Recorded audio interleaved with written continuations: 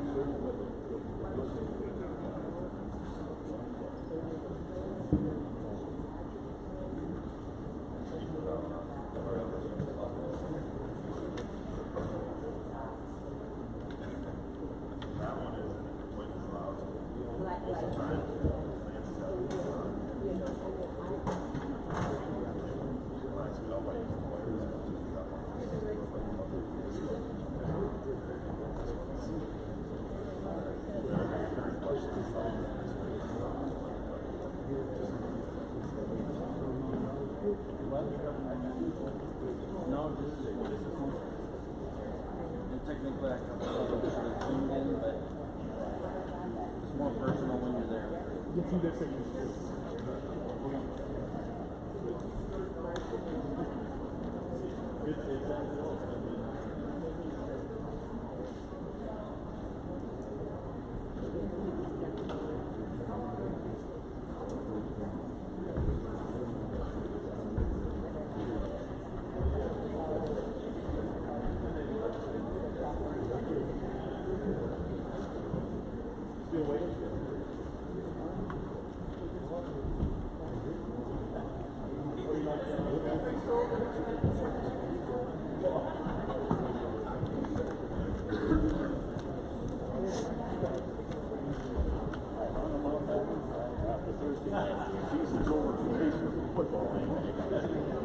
For the year end.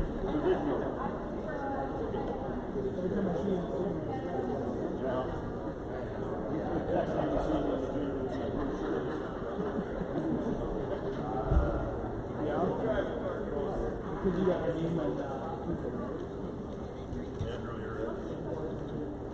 make sure they speak into the mic.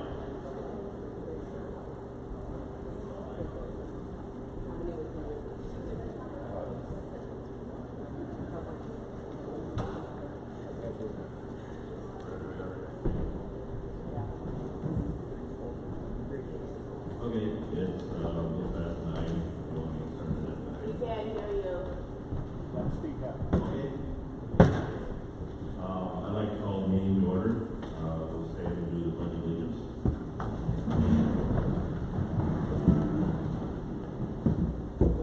Pledge allegiance to the flag of the United States of America and to the republic for which it stands, one nation, under God, indivisible, with liberty and justice for all.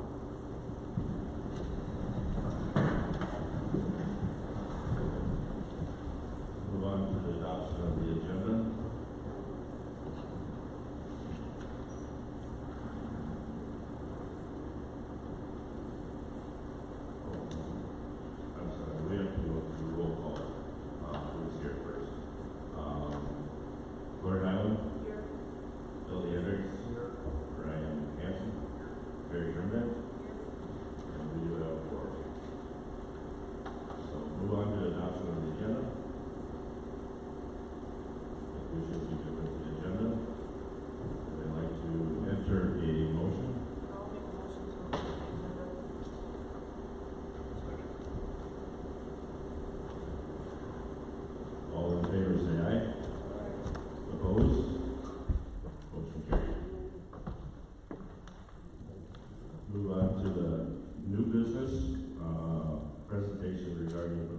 consolidation.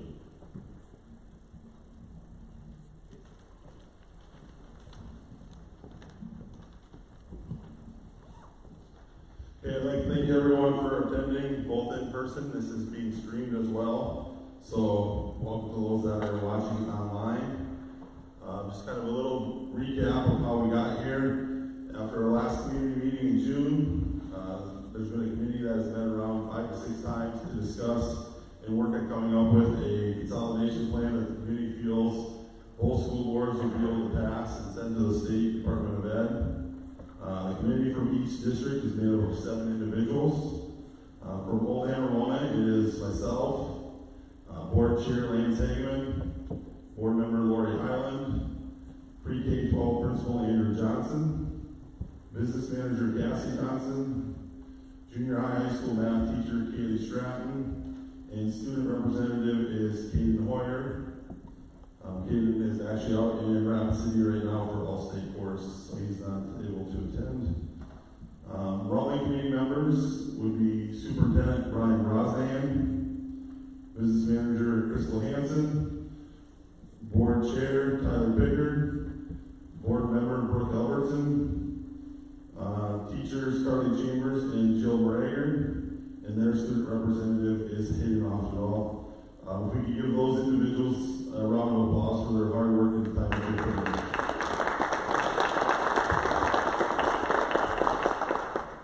Okay, just a few as we get going here, kind of an overview of how this will work. We're here to share some information, allow the community to share their concerns and provide some feedback.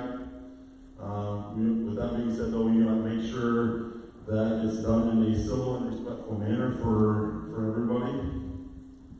A few other things. When we get to the question and answer portion of the meeting, we ask that those in attendance use the microphones will be passed around so that both in the gym and online can better hear the questions and answers. Those that are online, either add questions to the chat or send them to my email. That is included in the chat online. My email address is there.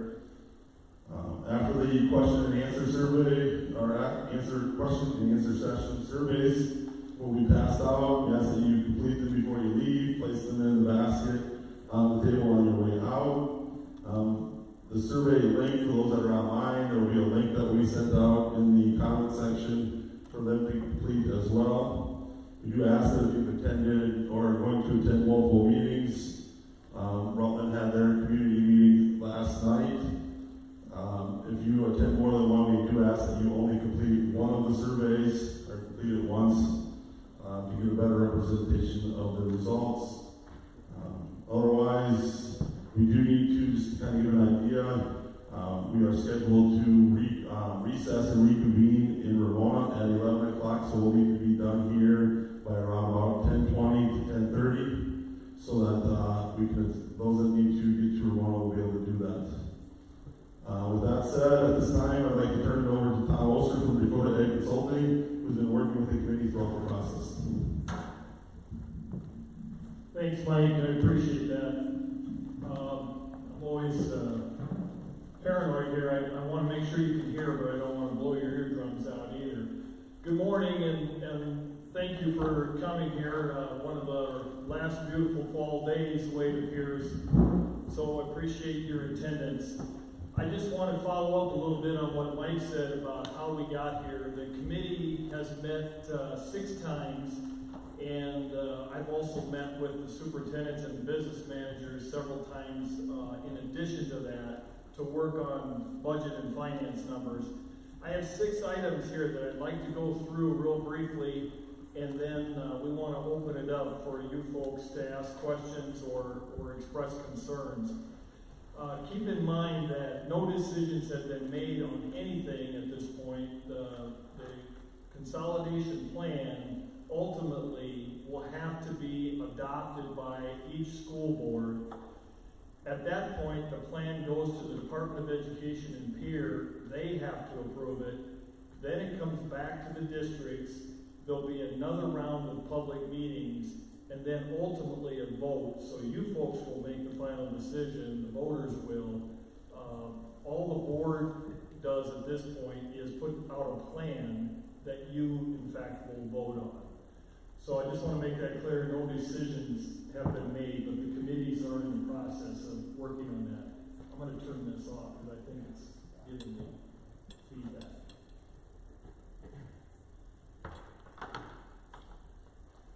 So just following up on that, then if the consolidation plan would pass, so let's make an assumption that the boards can both agree on a plan. They send it to peer approves it, comes back, you folks vote on it, and it passes.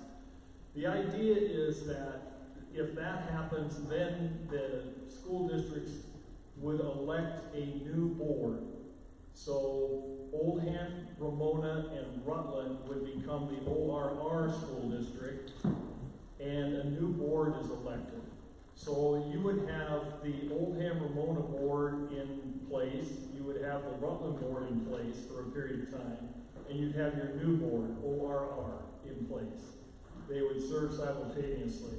And it is legal for members of the existing boards to run to serve on the new formed board.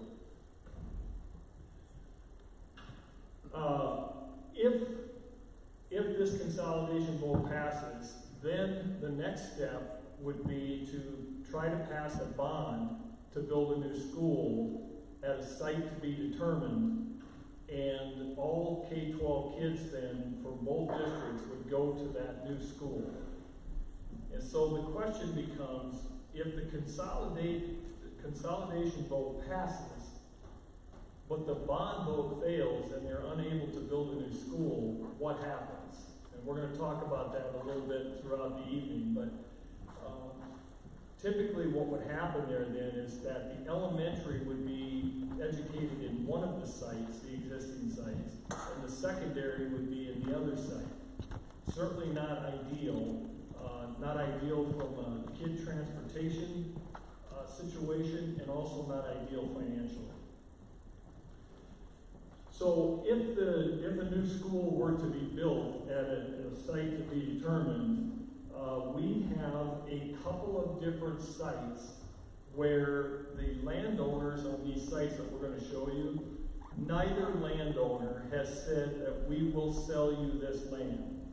They just haven't told us, no, we won't sell you this land. And we've looked at a lot of different land opportunities, or should say, location opportunities, and primarily have been told, no, we're not interested in selling our land. But on the two sites we're going to show you, they have not told us no. They certainly have not said yes and not agreed to anything, but I want to make that crystal clear when we show you these, that these are not a done deal or anything close to it.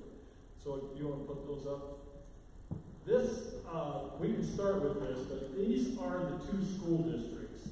And the elephant in the room, folks, there's two tonight that we're going to talk about, or this morning. One would be the location of a new school, and the other it would be what happens to the existing buildings in the two districts.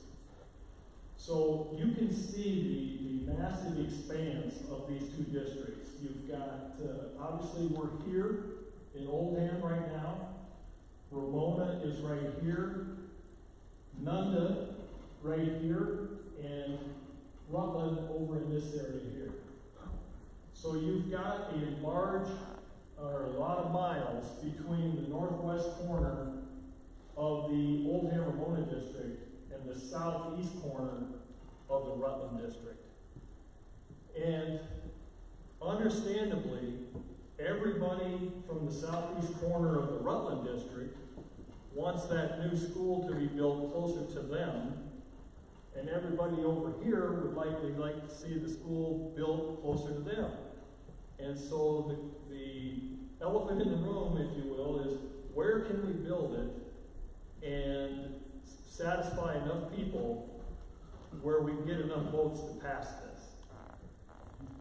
Now, that decision as to where that school is going to be built ultimately will be made by the newly elected school board if the consolidation passes.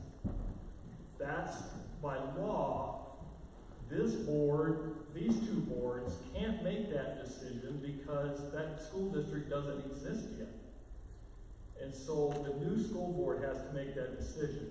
However, we think the committee, the 14 people on the committee think that we should have a pretty good idea where this is going to be before we get there, even though we don't get to make that decision, so that voters can make a good decision about whether they want to consolidate or not.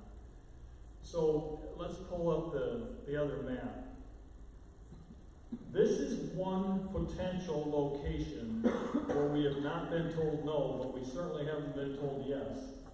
This is the corner of Highway 81 and the Nunda Oil.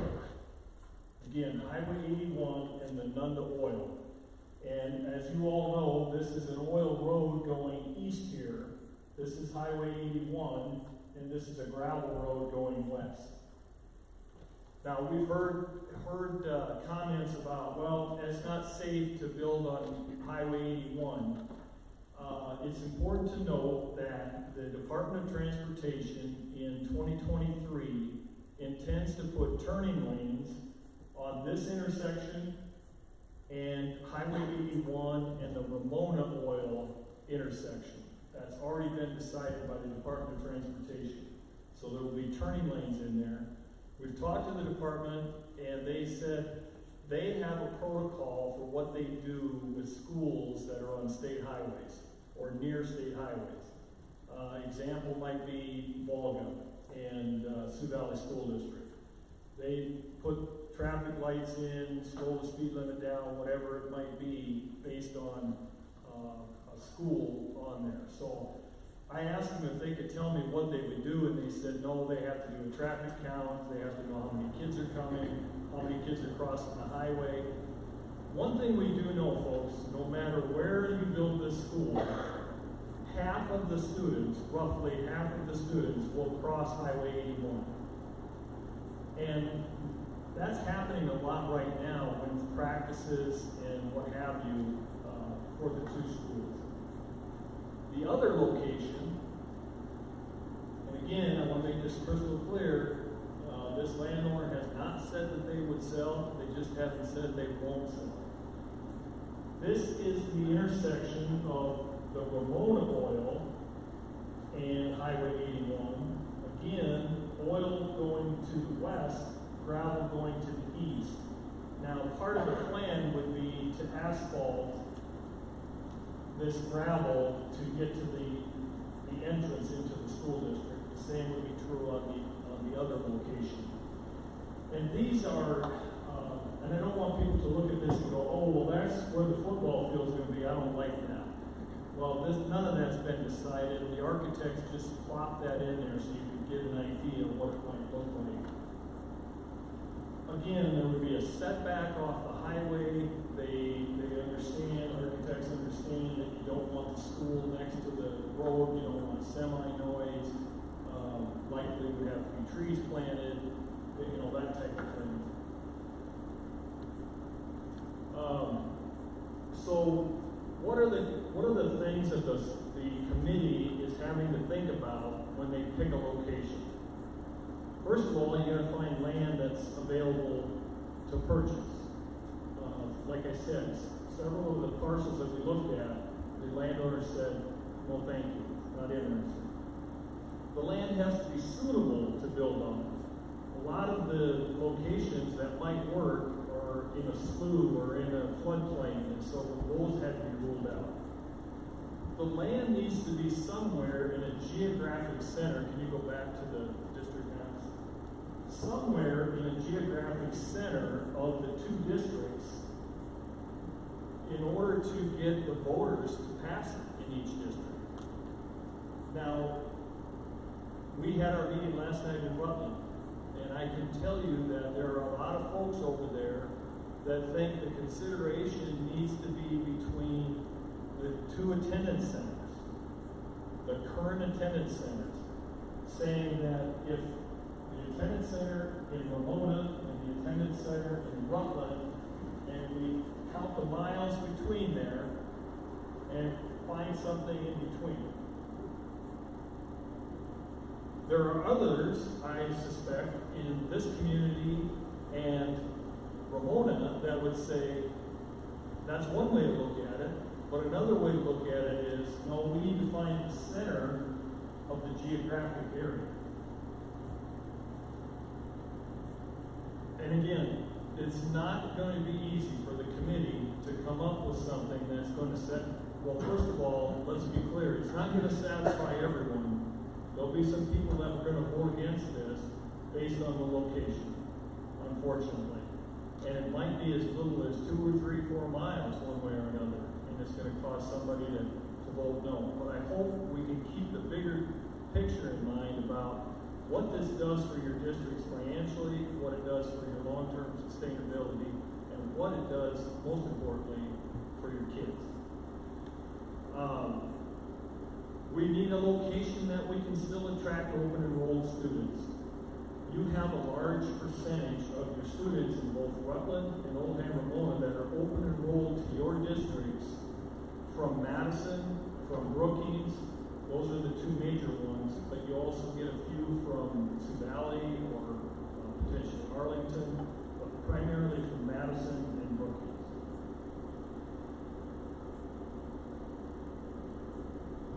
Obviously, the school district needs to be built near an oil road. There has to have good access to get to it for bus traffic, car traffic for the students. It's got to be on an oil road somewhere.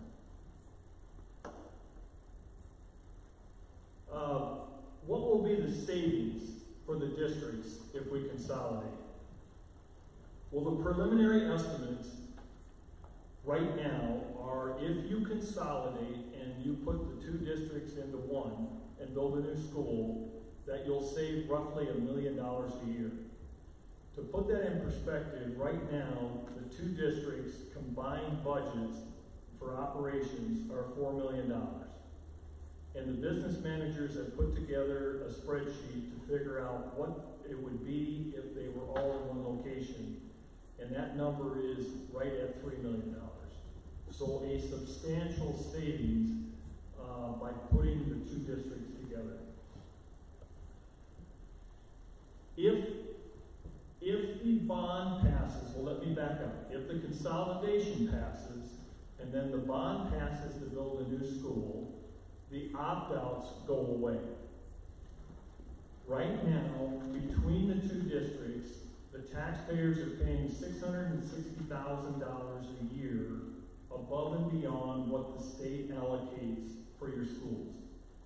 $660,000 combined between the 2 districts. The committee and ultimately the boards agree that in order to make this work and make it palatable to the taxpayers, those opt-outs have to go away. And financially, you're able to do that because of the savings I just mentioned previously. The estimated cost for the bond payments to build a new school would be $600,000 a year. So the opt-outs that the 2 districts are paying is $660,000. The bond payment for a new school would be $600,000. Now that would be, once that school is paid off, obviously your taxes will go down. But not until those bonds are paid off. But the opt-outs would go away. Now let me explain the opt-outs in a little bit more detail. Right now, Oldham-Ramona has an opt-out, and it's called a perpetual opt-out. It's there for as long as the school district wants to use it. It can't be referred to a vote, it can't be taken off unless the school board decides to take it off. Rutland has the same thing. They have a perpetual opt-out. Rutland also has an additional opt-out on top of that has to be re-upped every 5 years, and every time the board re-ups that opt-out, it is subject to a vote and could be turned down by the voters. So those would all go away, and should the new board of the new district ever choose to try to put an opt-out on again in the future, that will be subject to a vote. perpetual opt-outs are no longer allowed in South Dakota. So it would always be subject to be voted down by the voters. And then, of course, if you build a new school, the maintenance and upkeep that you have going on in your existing facilities, you would no longer have that. But let's talk about the existing facilities. What happens to those? That's a point of consternation every time a school district builds a new school, whether they're consolidating or not. They constantly go through this about what happens to those buildings. What happens to this building? What happens to the facility in Ramona? Well, the legal answer is that we can't make that decision, the committee can't make that, and neither of these boards can make that decision. That has to be made by the new board, because again, it won't exist until the consolidation passes. It won't exist as to what happens to these facilities. The new school board will make that decision. However, I think it's pretty clear that there are part of the facilities, the one easy one that comes to mind are the bus garages, things like that, would stay with the district and they would continue to use those. It would not make sense to build a bus garage at the new facility, because you wouldn't want to deadhead buses back and forth to the community. You want to start where your route is going to start. In a lot of communities, a lot of times the usable parts of the facilities that are vacated are turned over to the city or a civic organization or whatever. The problem there is most of those places in small towns don't have the funds or the wherewithal to keep the upkeep going on those. It is possible that the 100-year-old buildings, the existing 100-year-old buildings, may have to be demoed eventually if there is not a suitable buyer for something like that. But that's a difficult part of this. What are the major benefits of consolidation?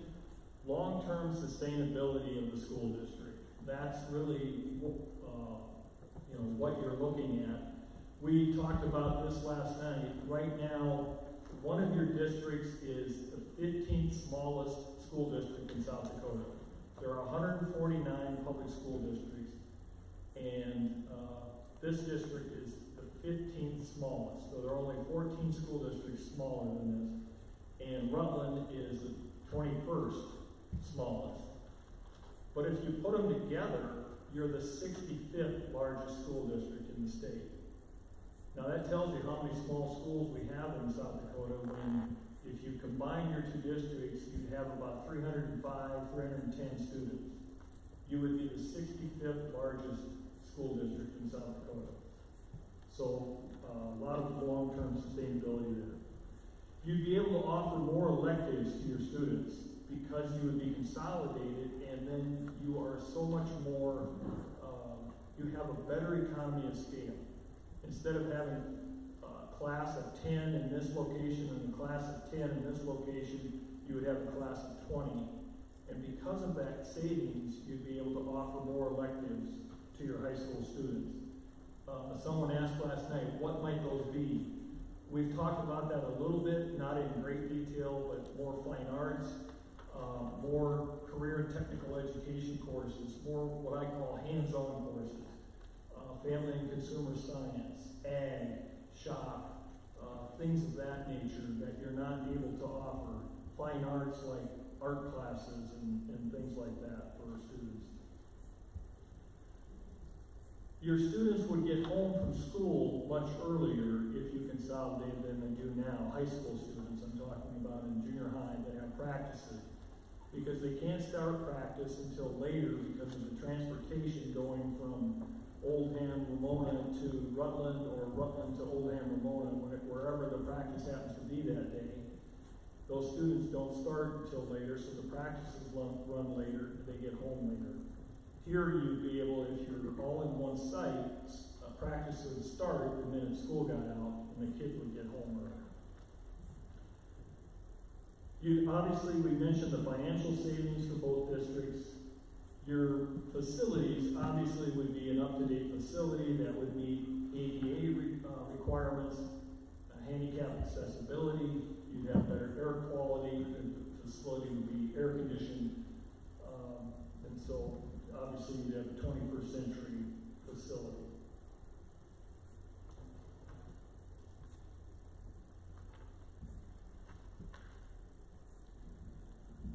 I think that's all I have right now. What I'd like to do is take this microphone and pass it around to anybody that has any questions, and then we can change the map back and forth if you've got questions on the two districts or those locations.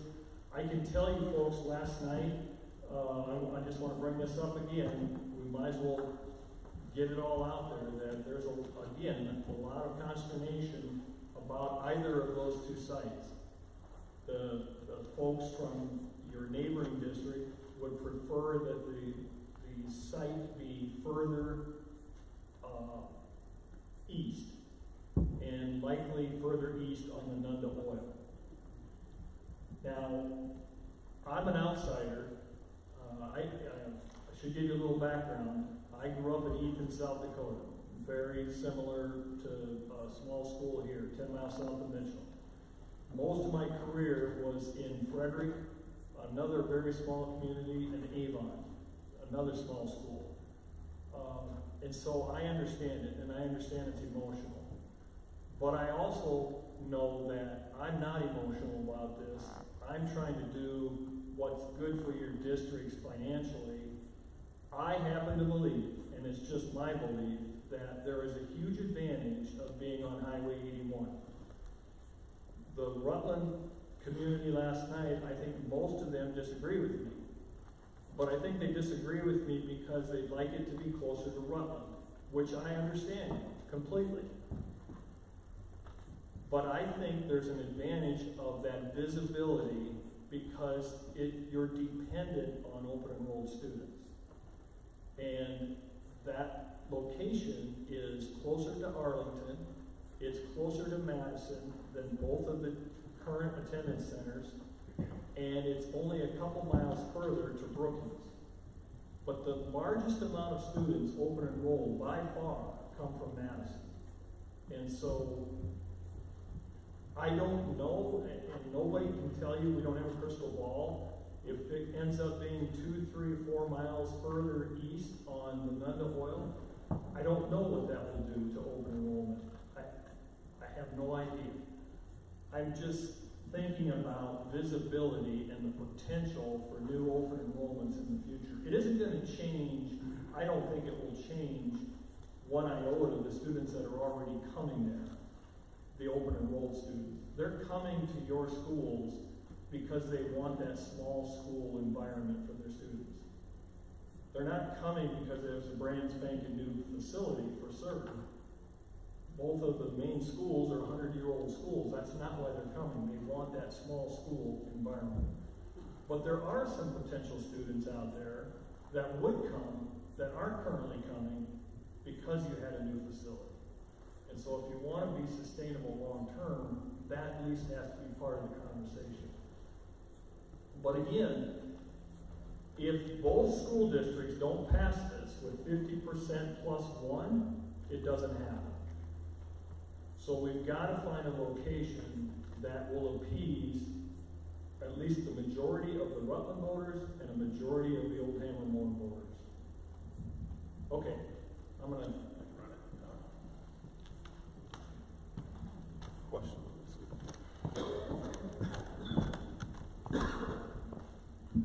Yes, I got a couple of them. When you're just looking at this map right now, what I'm looking at is you've got all your surrounding schools.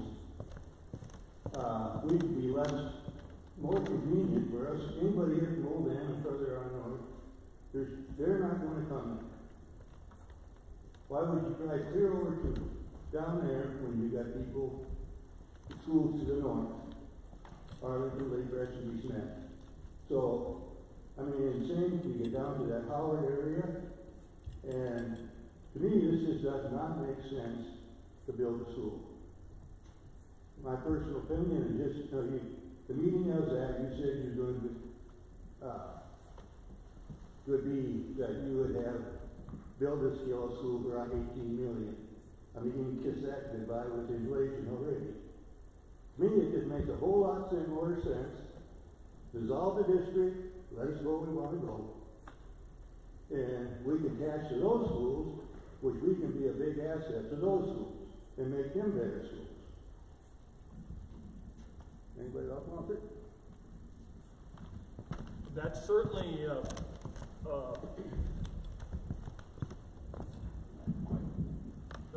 a possibility that the school boards could choose to dissolve and attach.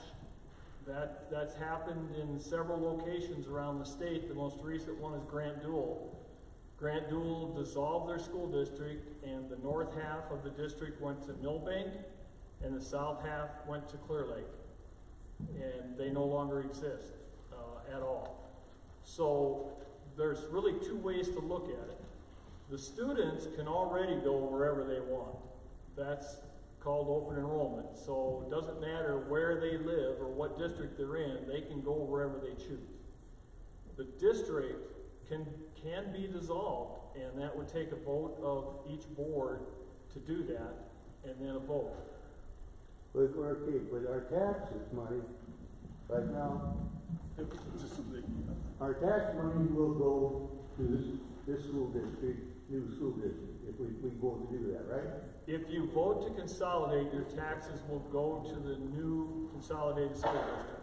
If you vote to dissolve and attach, it'll go to whatever district you attach to. And you don't get to choose that. The land has to be contiguous. So if you would dissolve the Oldham-Ramona district, as long as all of the land, and I apologize, but obviously this person is likely going to say, I want to be part of Lake Preston, and so they're in. That means they can get in, which means they can get in, and as long as that keeps happening, they get to choose to go that direction. Now, when you get down here, they might choose to go to Madison. But typically what you find in a dissolve and attach are the people start looking at what will my tax burden be if I attach. And if they look at Lake Preston and they say, well, Lake Preston's got an opt-out, and then they look at DeSmit and they say, well, DeSmit's got an opt-out, but they also have a bond. So my taxes would be cheaper if I went to Lake Preston. Well, they might not have that choice, depending on if they can get contiguous with Lake Preston. Does that make sense? Yeah, that's true. Where I live, I'm in Oldham School District. And I'm only 4 miles from Ramona. But that sort of grew back up when my dad was still alive. But I said a friend that we talked to, he says, and he actually lives in Lake Preston School District, but he's got land here in Oldham. And he says, I don't think I should get forced to pay taxes on a school I'm never going to have nothing to do with. And now I did last night, we've got 2 parcels of ground in Spring Lake Township. One's in Arlington and one's in Oldham-Ramona School District. The taxes in Arlington School District is cheaper than the one is. They're both pretty well comparable land. And right now it's about $1.68 an acre, less in Arlington than it is in your Oldham-Ramona School. That's surprising to me because Arlington has an opt-out, and to my knowledge, they're still paying off their bond of their new school. But I would wonder if the assessed valuations are the same. They're very comparable land. And maybe their bond is paid off now. I don't know. Right now, on Arlington School District, the per acre is $20.66, and Oldham-Ramona is $21.93. They must have their bond paid off. So yeah, I mean, again, that's a decision your school board can make if they want to dissolve and attach, and then it goes to the voters. I guess the question would be, does the majority of the district feel that way, or do they want to maintain their identity of having their own school? And then what's the long-term viability of a Lake Preston? To my knowledge, they're having conversations with the Smith. That's true, from what I hear. But how long is this one gonna last? Okay, about 30 years ago, we went together here. We only lasted 30 years. So, I mean, we're still, your numbers, what you gave down there in Madison, you're still going to be a bare bones school. You're never going to be able to compete with Madison, Ball, Brookings, and Oaks. No, Okay. no, you won't. And just to me, you take our tax base and attach it to Arlington, Smith, Madison, Howard, all the Brookings, that'll give them a better land base to draw from. And you can sit 20 years down the road with an empty building down there. You know, because you don't know what's going to happen. You know, farms are getting bigger, there's going to be less and less people, and you never know what Peter's going to do. So I just think the only sensible thing is resolve the issue. Anybody else want to? I guess I had a question, you know, you've got 2 attendance centers, Hunterite County in each one, how does that affect them, and has that been part of the discussion also? It wouldn't affect the Hutterite colonies whatsoever. The public school district in which they exist, the public school district in which they exist is required to provide the education. So they would still be educated by, instead of Oldham-Ramona or Rutland educating those students in those Hutterite colonies, the ORR school district would educate them. And that's the state statute. That's not an option that the school district has. So they would still receive the same educational services they currently receive. So would they have attendance centers? We're required, even if to provide them with a teacher for their attendance center then? That is correct. That's the way it is in state law? Yes. Okay. Yeah. The school district gets to dictate how many teachers they put out there, but they have to be educated on site in their attendance center.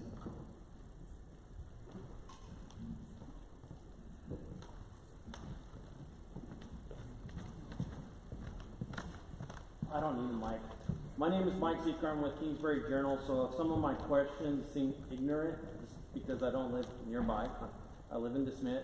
But how many facilities do the 2 school districts operate, and what is the student numbers at each facility? I'll let the superintendents get you the exact fall enrollment, roughly 160 and 170 in the 2 different school districts. You guys, no, 180, okay, what is it? 190. 190 at Rutland and 145. 145 at Oldham-Ramona. So, and then to answer your question about facilities, there's a facility in Rutland, an attendance center in Rutland. There's an attendance center in Ramona, and there's the facility we're in here in Oldham. And then there would be the 2 Hutterite colonies, one in each district. And again, the public school doesn't own any of that property. They just send teachers to the colony.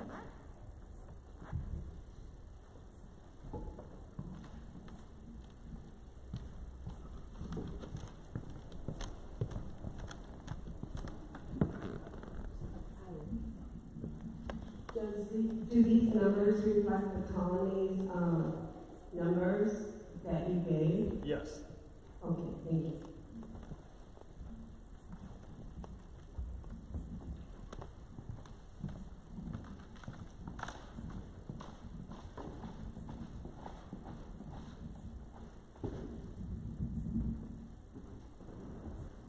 My concern deals with open enrollment, and I think open enrollment has been very positive. It would have made things smoother when Oldham or Ramona combined.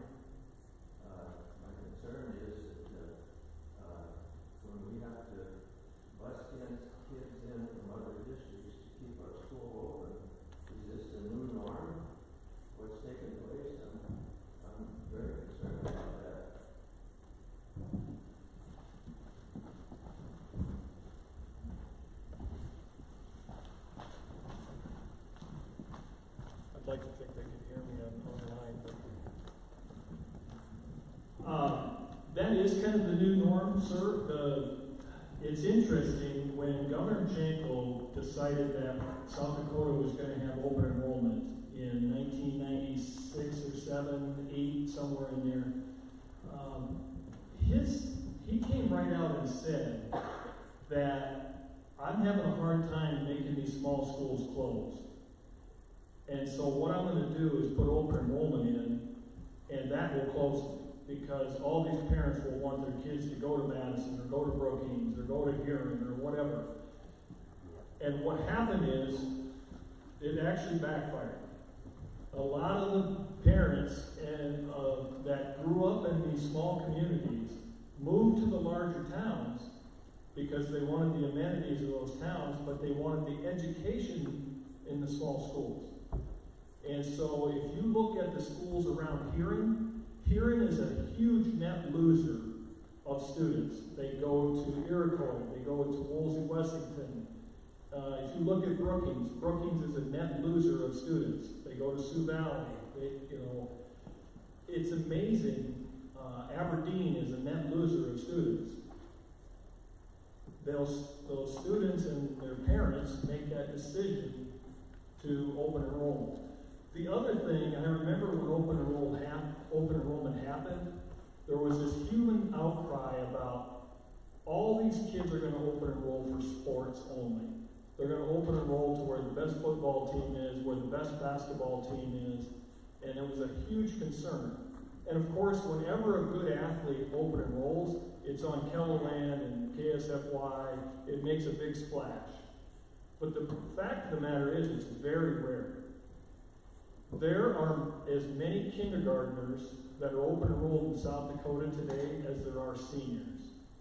So that tells you it is not because of sports. It's because of convenience and what the parents want from their students. So I do think it is the new normal. The problem is, and your point is well taken, the problem is it's easy to do. And you don't know from one year to the next how many students you're going to have for sure. But we do have history of other consolidations around the state. And I do think that if you have a district of 300 students, and by the way, I didn't talk about this, but the whole state funding formula was designed to have 25 students in every classroom. And when you have that situation, when you have a district of 300 kids, 325 kids in that neighborhood, you are financially set. You are golden. You don't need any opt-outs. Everything works great. And you look at the schools in South Dakota that have that, they don't have opt-outs because the system was designed to have 25 kids in a room.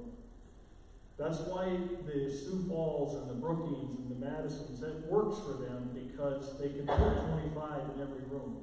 But when you get below that number, all of our small schools across the state, many of them have opt-outs because they don't have that economy of scale.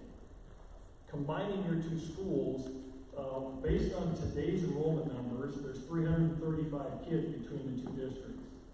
Well, we know if you do this, we know there are some kids here and here that likely will at least consider open enrolling and going to a different school. But we also know from past history, there are some kids from here that will likely join.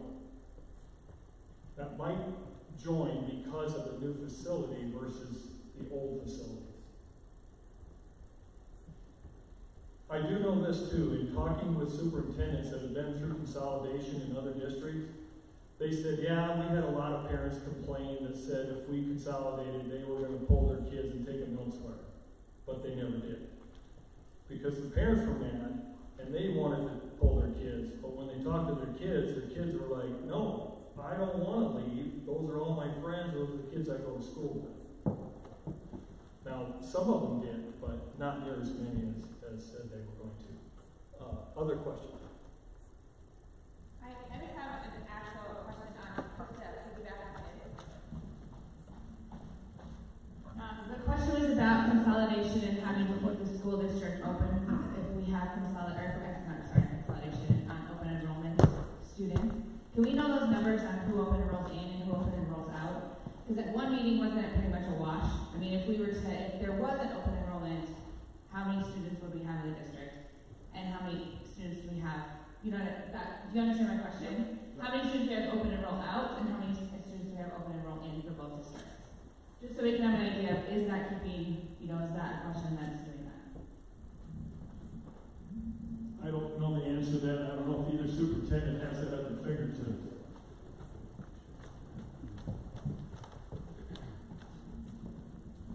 I guess probably the best way at this point, the final number probably is not, and then the state, basically we had to verify our enrollments with the state yesterday, so that information will be coming out shortly from the state. Otherwise we'd have to pull that information, which we could do as well, but right now the state is collecting that information as well, so. For Oldham-Ramona, it's pretty close to a wash. I think 2 years ago, with that numbers, there was 17 that open enrolled out of Oldham-Ramona and 25 that open enrolled into the district. So that was a couple years ago. So. Yeah, for Rutland, I'm in the same boat. I don't have the exact numbers. We have approximately, though, 85 students currently that open enroll to us. And roughly we would have 10 to 12 students that open enroll out.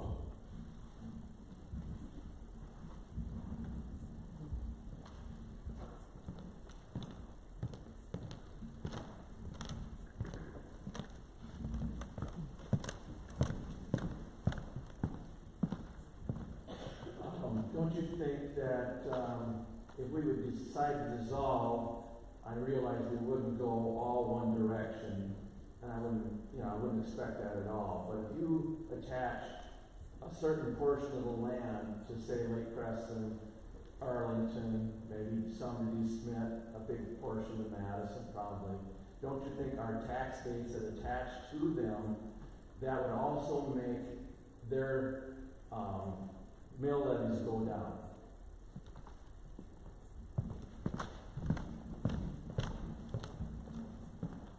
I think that would be true for a Lake Preston, because I do think you could make enough impact, you'd have enough land. There isn't enough land that would attach to Madison to make a difference. Their assessed valuation is so large that picking up, a portion of the southern end of the district just wouldn't have much of an impact. But one thing I will tell you though, a bond was paid off. If you attach to Arlington, even if you attach to them, you would not be subject as a taxpayer to pay any of that bond. That stays with the existing people that approved the bond in the first place. So that's one thing to take into consideration. I'm not sure on an opt-out how that would work if you were dissolved and attached to that district. I'm guessing that you wouldn't pay the opt-out either until the next time it was renewed. But you're right, if a big chunk of your district, the northern half, went to Lake Preston, it would have the potential to lower their levy in capital outlay. Keep this in mind though, in capital outlay, the law has changed on that, and they can only tax in capital outlay a maximum of $3,400 per student. So if they're already there, their levy isn't going to drop any further because they can't ask for any more anyway. And the state sets the levy. Your school boards don't set the levy for the general fund. That's all set by the state of South Dakota. That changed about 15, 20 years ago, where school boards still get blamed for that levy when it changes, but it's all set by the state. The only levy they can control anymore is the capital outlay and the special ed. Special ed has a state mandated maximum, and the capital outlay has a maximum now based on the number of students. But to answer your question, I do think you could make a difference in Lake Preston. Now, if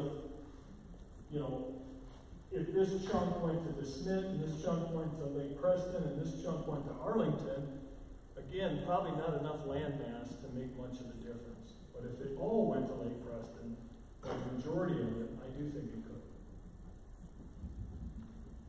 What about if we reverse this for a minute? Okay, say you build this school. Now we can sit with a big bond.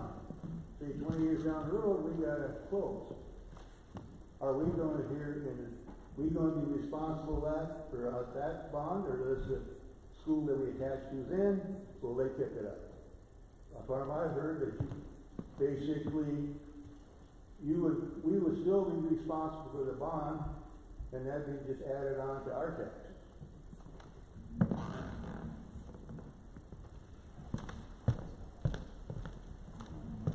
Whatever school district and whatever taxpayers initiate the debt, the bond, are responsible to pay it until it's paid off. And so typical bond is 20 to 25 years, and then it would be paid off. That's why I can't remember how long Arlington has had their bond. And that doesn't mean a district can't pay it off early, but that would be, I don't think by state law they can go beyond 25 years. But to answer your question, you're correct. If the Oldham-Ramona district, this great big chunk here, would agree to consolidate, and then they would agree to pass a bond, those taxpayers in that district would be responsible to make those bond payments until the district no longer exists, or until the bond was paid off.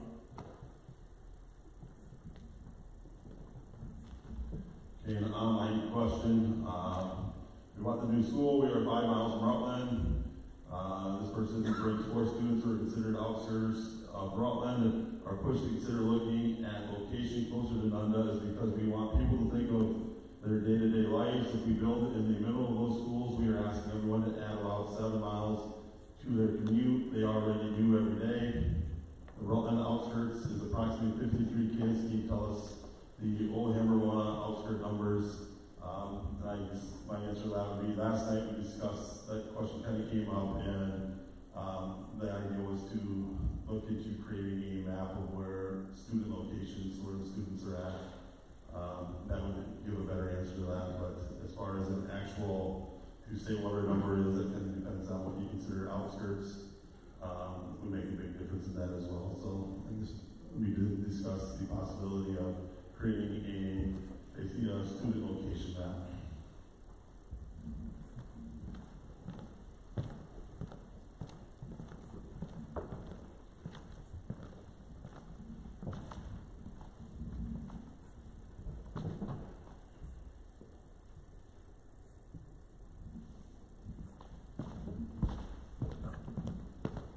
Since most of the questions have been asked and answered, I guess I have a question about the survey.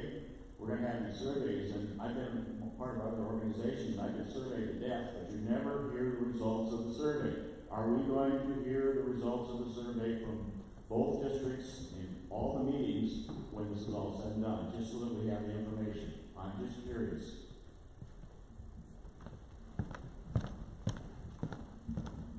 I don't get to make that decision. I'm not the committee or the school board, but my suggestion would be yes. I think, why wouldn't we give that information out and let you know what the survey responses are?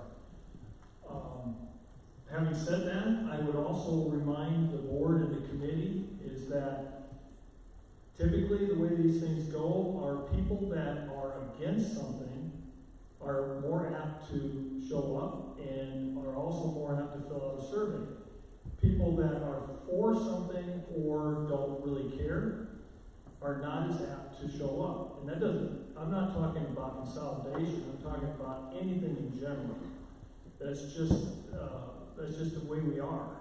You know, if I'm really worked up about something, I'm likely to show up and voice my opinion, but if it's like, well, whatever they decide, I'm good with, I'm not likely to show up. So they need to keep that in mind.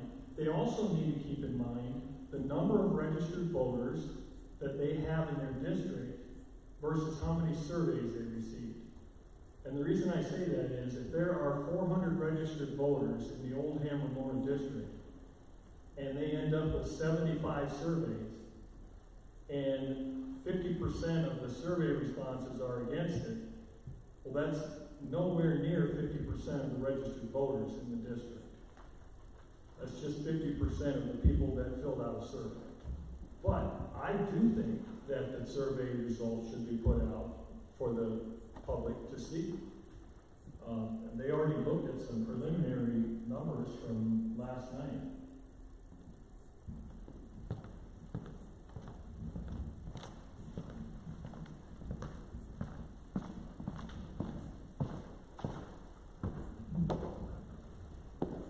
Okay, so I have 2 young kids about ready to go to school in a few years. And we live right in between Oldham and Ramona. And I guess it would be convenient for us to go to a new school on 81. My concern is, say you got 20 kids in school, and you're relying on 10 kids opening enrolling from Madison.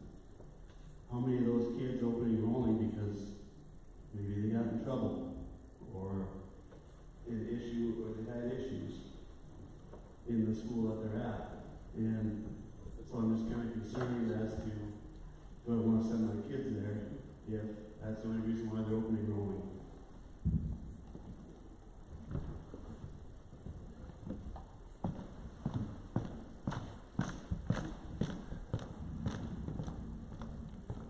Yeah, that's a really tough question to answer. I don't know exactly why students open enroll. I can only tell you from my time as a superintendent receiving open enrollment students from neighboring districts.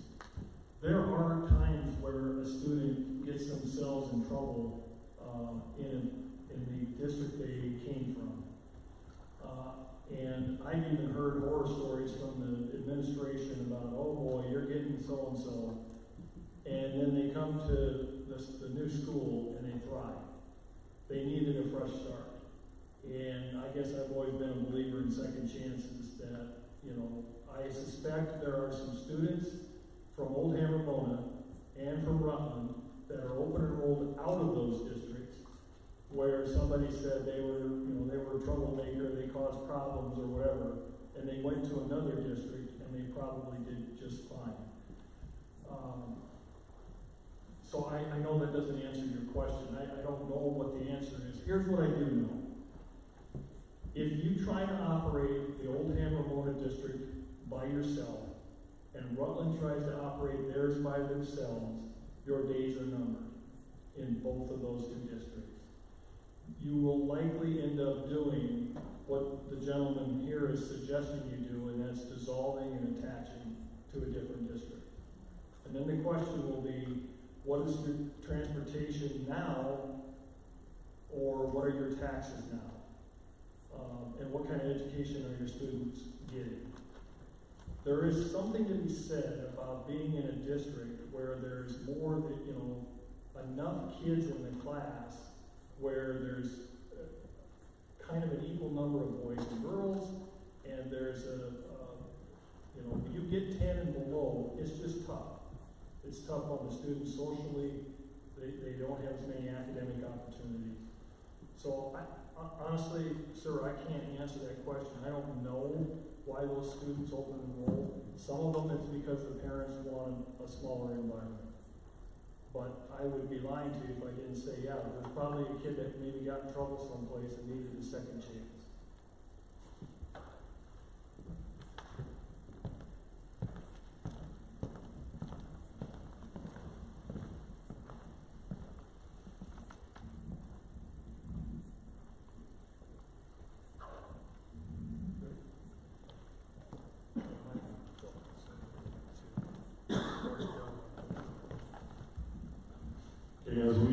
Looks like we're done as far as questions.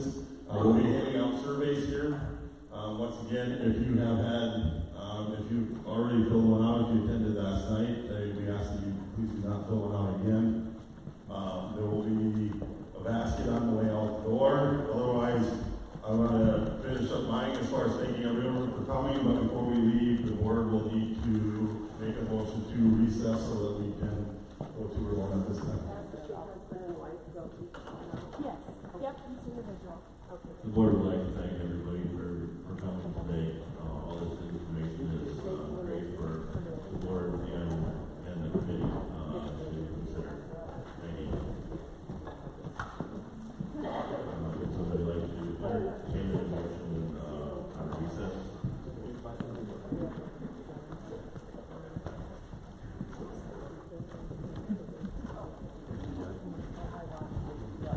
All in favor, say aye. Sure. Brian and then the board.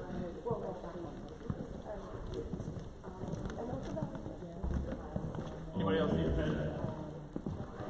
Opposed?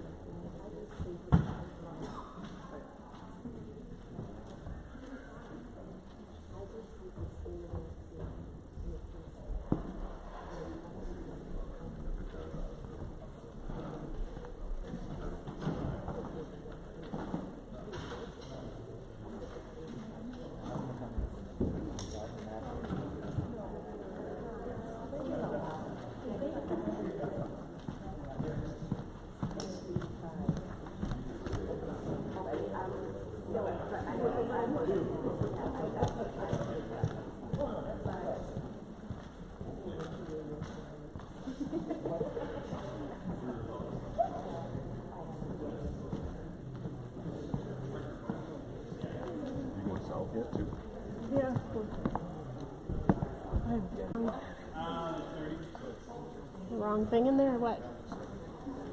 The mic is on, so only say nice things. Oh, I'm in trouble then. Well, they'll hear you loud and clear. Do we have room for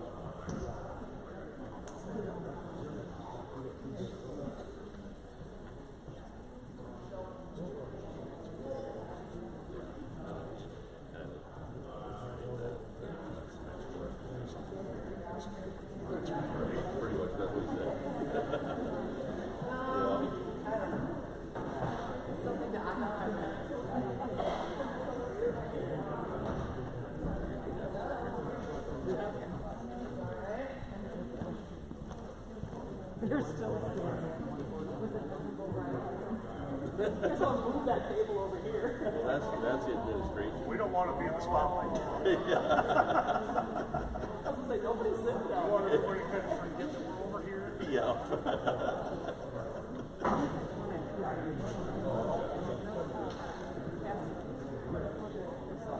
I couldn't believe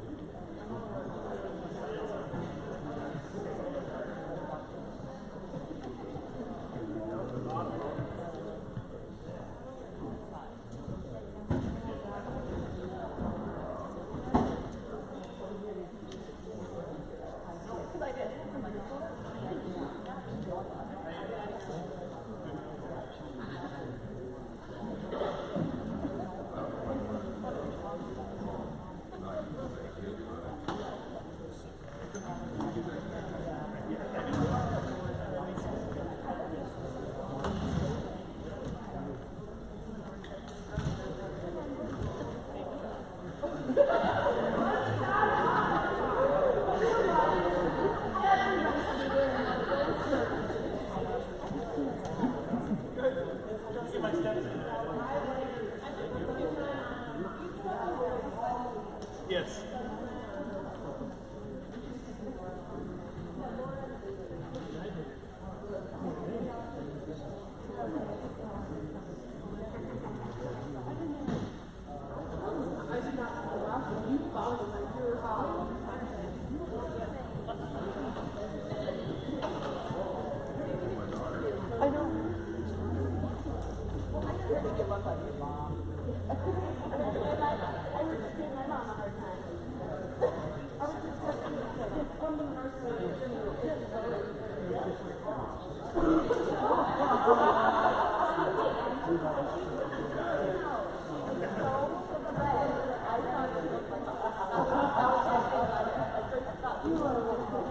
I'm gonna go sit by nobody.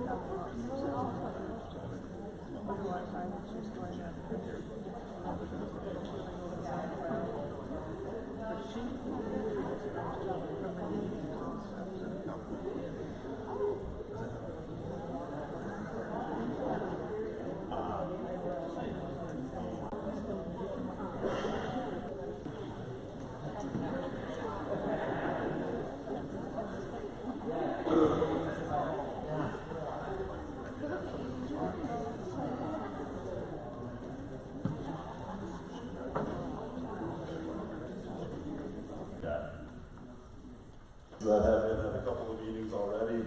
Rutland had their community meeting last night. This morning we met up in Oldham and had a meeting up there. Just so you're aware, it is also being streamed, so it's online. So June in Madison. After that, we formed a committee that has met around 5-6 times to discuss and work on coming up with a consolidation plan. From Oldham-Ramona, it's myself, Board Chair Lance Hageman, Board Member Lori Highland, Principal Andrew Johnson, Business Manager Cassie Johnson, Junior High School Math Teacher Katie Stratton, and a Student Representative Katie Hoyer. From Rutland, it's Superintendent Brian Brosnahan, Business Manager Crystal Hansen, Board Chair Tyler Pickard, Board Member Brooke Albertson, their teachers Carly Chambers and Jill Morager, and their student representative was Hayden Offdal. If we could give those that are in attendance and watching online, those that are on that committee, a round of applause for their hard work.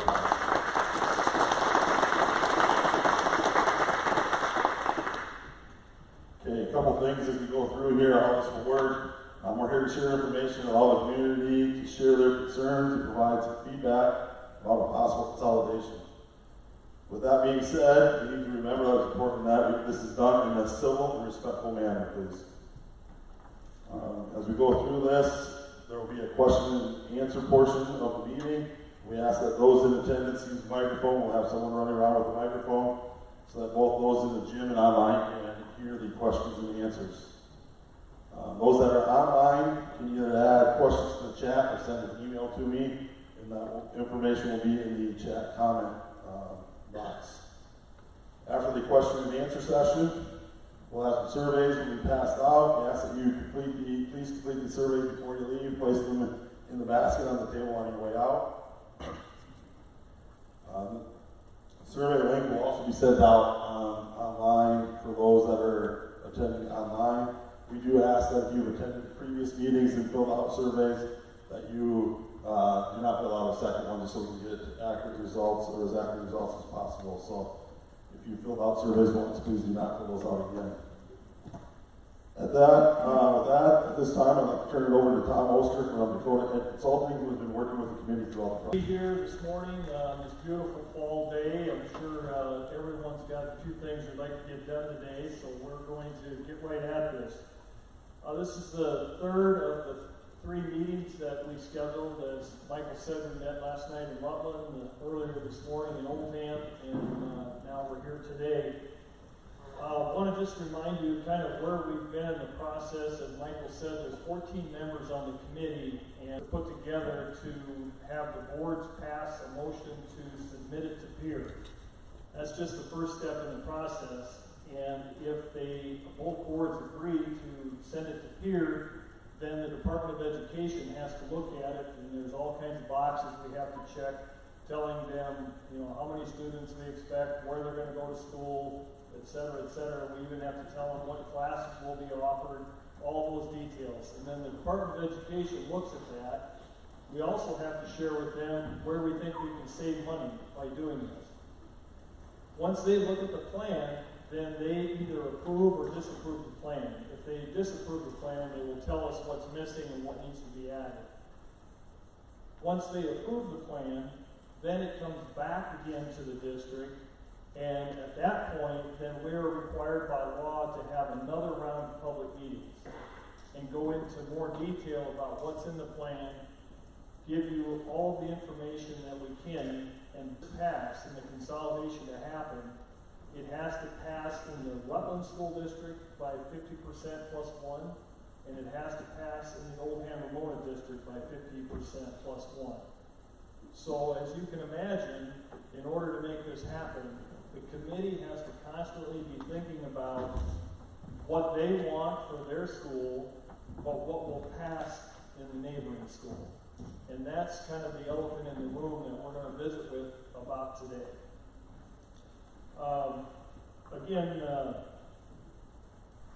If the consolidation vote passes, then the idea would be to, and frankly, that's where all the cost savings comes from. Those school board members, those new school board members, then would start operating simultaneously with the old Rutland district and the old Oldham-Ramona district, because the consolidation would not take effect immediately. So they could operate simultaneously. Also, the current board members are eligible to run for election to serve on the new ORR board. So they would actually serve on both boards simultaneously if they chose to. Now, they might tell you by the end of this process they're not interested in doing that, I don't know. But they certainly have that capability, and frankly, it's really common in other consolidations that have happened across the state. It's very common for some of the board members to run for the new board. That new board then would have the obligation to then bring a bond vote to the voters. So it's a two-step process. First, you vote to consolidate, but that doesn't allow you to pass a bond to build the new school. That has to happen by the newly elected board. So we're going to talk about that a little bit as we get into this. One of the, we've said it at the other two meetings, there's really two big elephants in the room here during this process. One is, if we are to consolidate and if we are to build a new school, where would the school be? And common sense will tell you that if you live in the southeast corner, and do we have the map up there, Andrew? Hopefully you can all see that. It's kind of small, but you can see the Oldham-Ramona district and the Rutland district. If you live in the southeast corner of the Rutland district, you would like that new school location to be a little closer to you over there. And if you live on the northwest corner of the Oldham-Ramona district, you might prefer it to be a little closer to you on that end. But what we're going to discover through this process is we have to find a location where A, the land is available, B, the land is suitable to build. It also has to be located in a position where we can get at least 50% plus one of the people in the other district to vote for it. Now, Oldham-Ramona folks, you might say, well, we want it here. I've even heard somebody say they should build a new school in Ramona. And I'm guessing if you live in Ramona, that would be pretty popular. But not likely real popular if you live in Rutland or in the southeast part of our district. So, the other thing is, and we've talked about this in all three meetings, you have a lot of open enrolled students in your districts. The most open enrolled students you have come from Madison. The second most open enrolled students you have come from Brookings. There are a few open enrolled students from some of the smaller districts, but the large percentage of them come from those two areas. And that is not uncommon for small schools to have a lot of open enrolled students from larger districts. It's very common across the state. You will also, both of your districts are net winners on open enrollments. In other words, you have more students open enrolled into your district than you have open enrolled out of your district. The question was asked earlier this morning, why do parents decide to open enroll their kids? Well, it's a myriad of reasons. One is the parents might have gone to school here, and now they live in Madison or they live in Brookings, but they like the opportunities in the small school for their kids, and so that's why they come here. It's possible that there's a student that had a hard time. Maybe they got bullied in their school, and they want to go try a different school. That's another reason. They might have gotten in trouble in a different school, and they want to try a second chance. And as a former superintendent myself, I've seen a lot of those kids over the years that did have trouble, either being bullied or got themselves in trouble, and they needed a second chance, and when they got that second chance, it flourished. So, and there are some students that you have in your districts that have left Oldham-Ramona and left Rutland and gone somewhere else. And again, that could be for a myriad of reasons. Maybe the parents work in a different community and they want their student to go to school. So, we have, right now, we've looked at, we being the committee, we've looked at, I don't know, 10, 12 parcels of land that we said, you know what, this might work. And most of those, we've been told by the landowner, we're not interested in selling our land.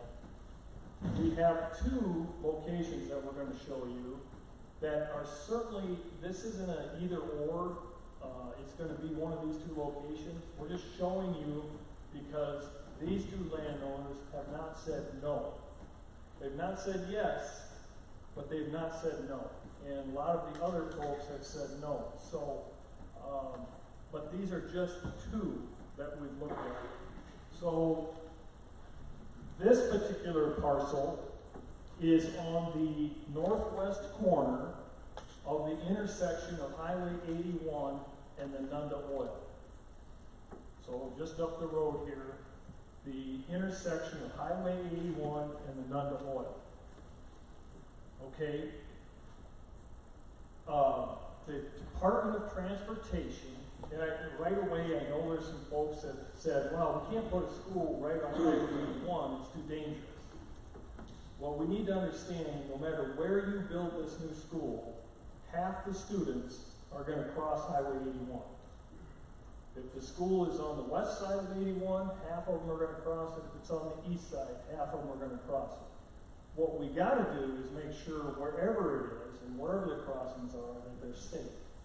The Department of Transportation has told us whether you build a school or not, they're going to put turning lanes in on the Nunda Oil corner and on the Ramona Oil corner on Highway 81. That's going to happen, and they told me in the year 2023, those turning lanes are going to go in because those corners are dangerous.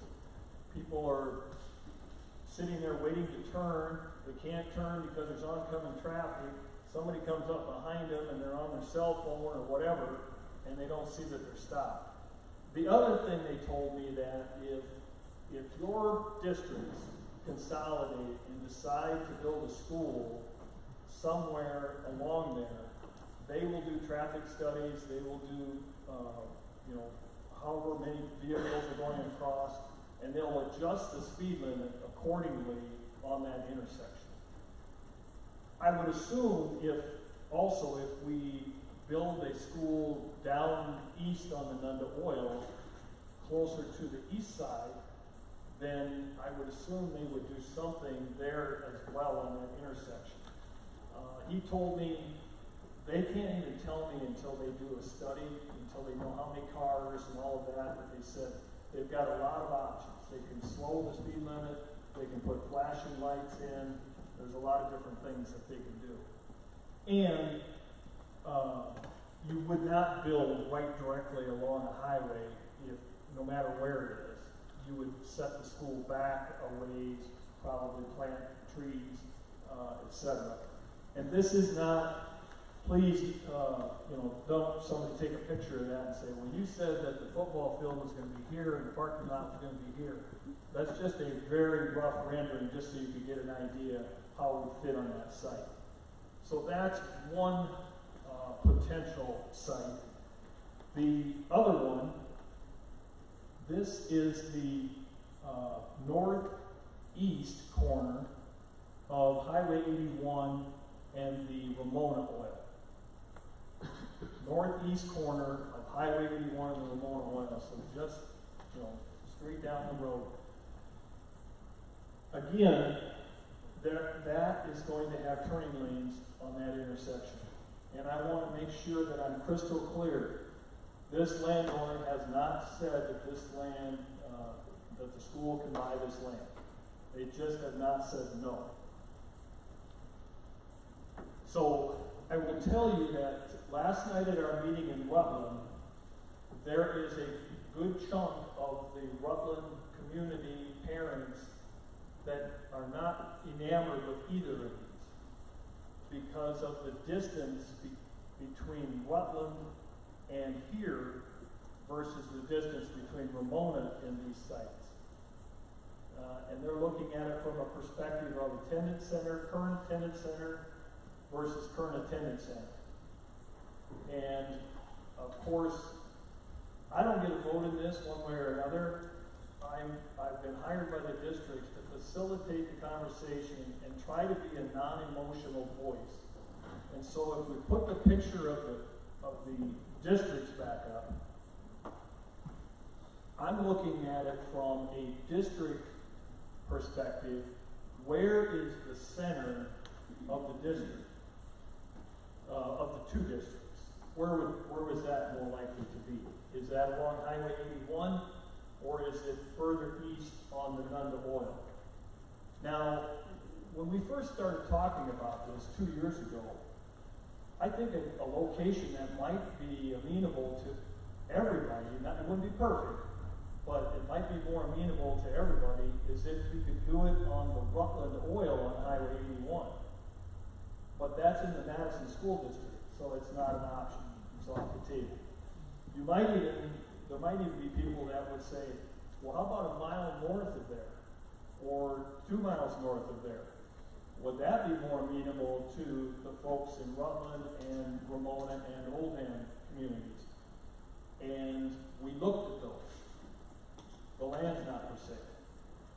So, again, I go back to that idea of the land's got to be for sale, then it's got to be slewable, it can't be in a slough, and we've got to have a location where we can get enough votes from both districts. Understanding that it doesn't matter, folks, where the board ultimately decides, there are going to be some people unhappy. There's just no way around it. The same thing is true with the consolidation itself. There are going to be some people that are for it, and there's going to be some people that are against it. At the end of the day, though, the boards are charged with trying to figure out what's in the best interest of the student. What's the best thing long term? So let me go through a couple more here, and then we want to open it up for your questions and concerns. Where will the savings be, or what will the savings be if we do this consolidation? Because I'm guessing 90% of the people in this room are concerned about what's going to happen to my taxes. Just like I would be if I was living in the district. I want to know what's going to happen. Well, I've asked the business managers, and they've spent a great deal of time working on these numbers.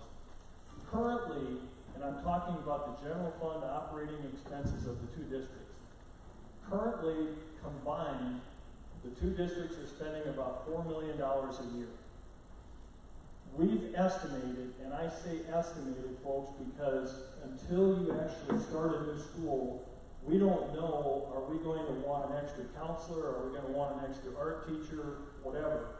But to the best of our ability, we think that we're going to cut that budget down around the $3 million mark and save $1 million a year by consolidating.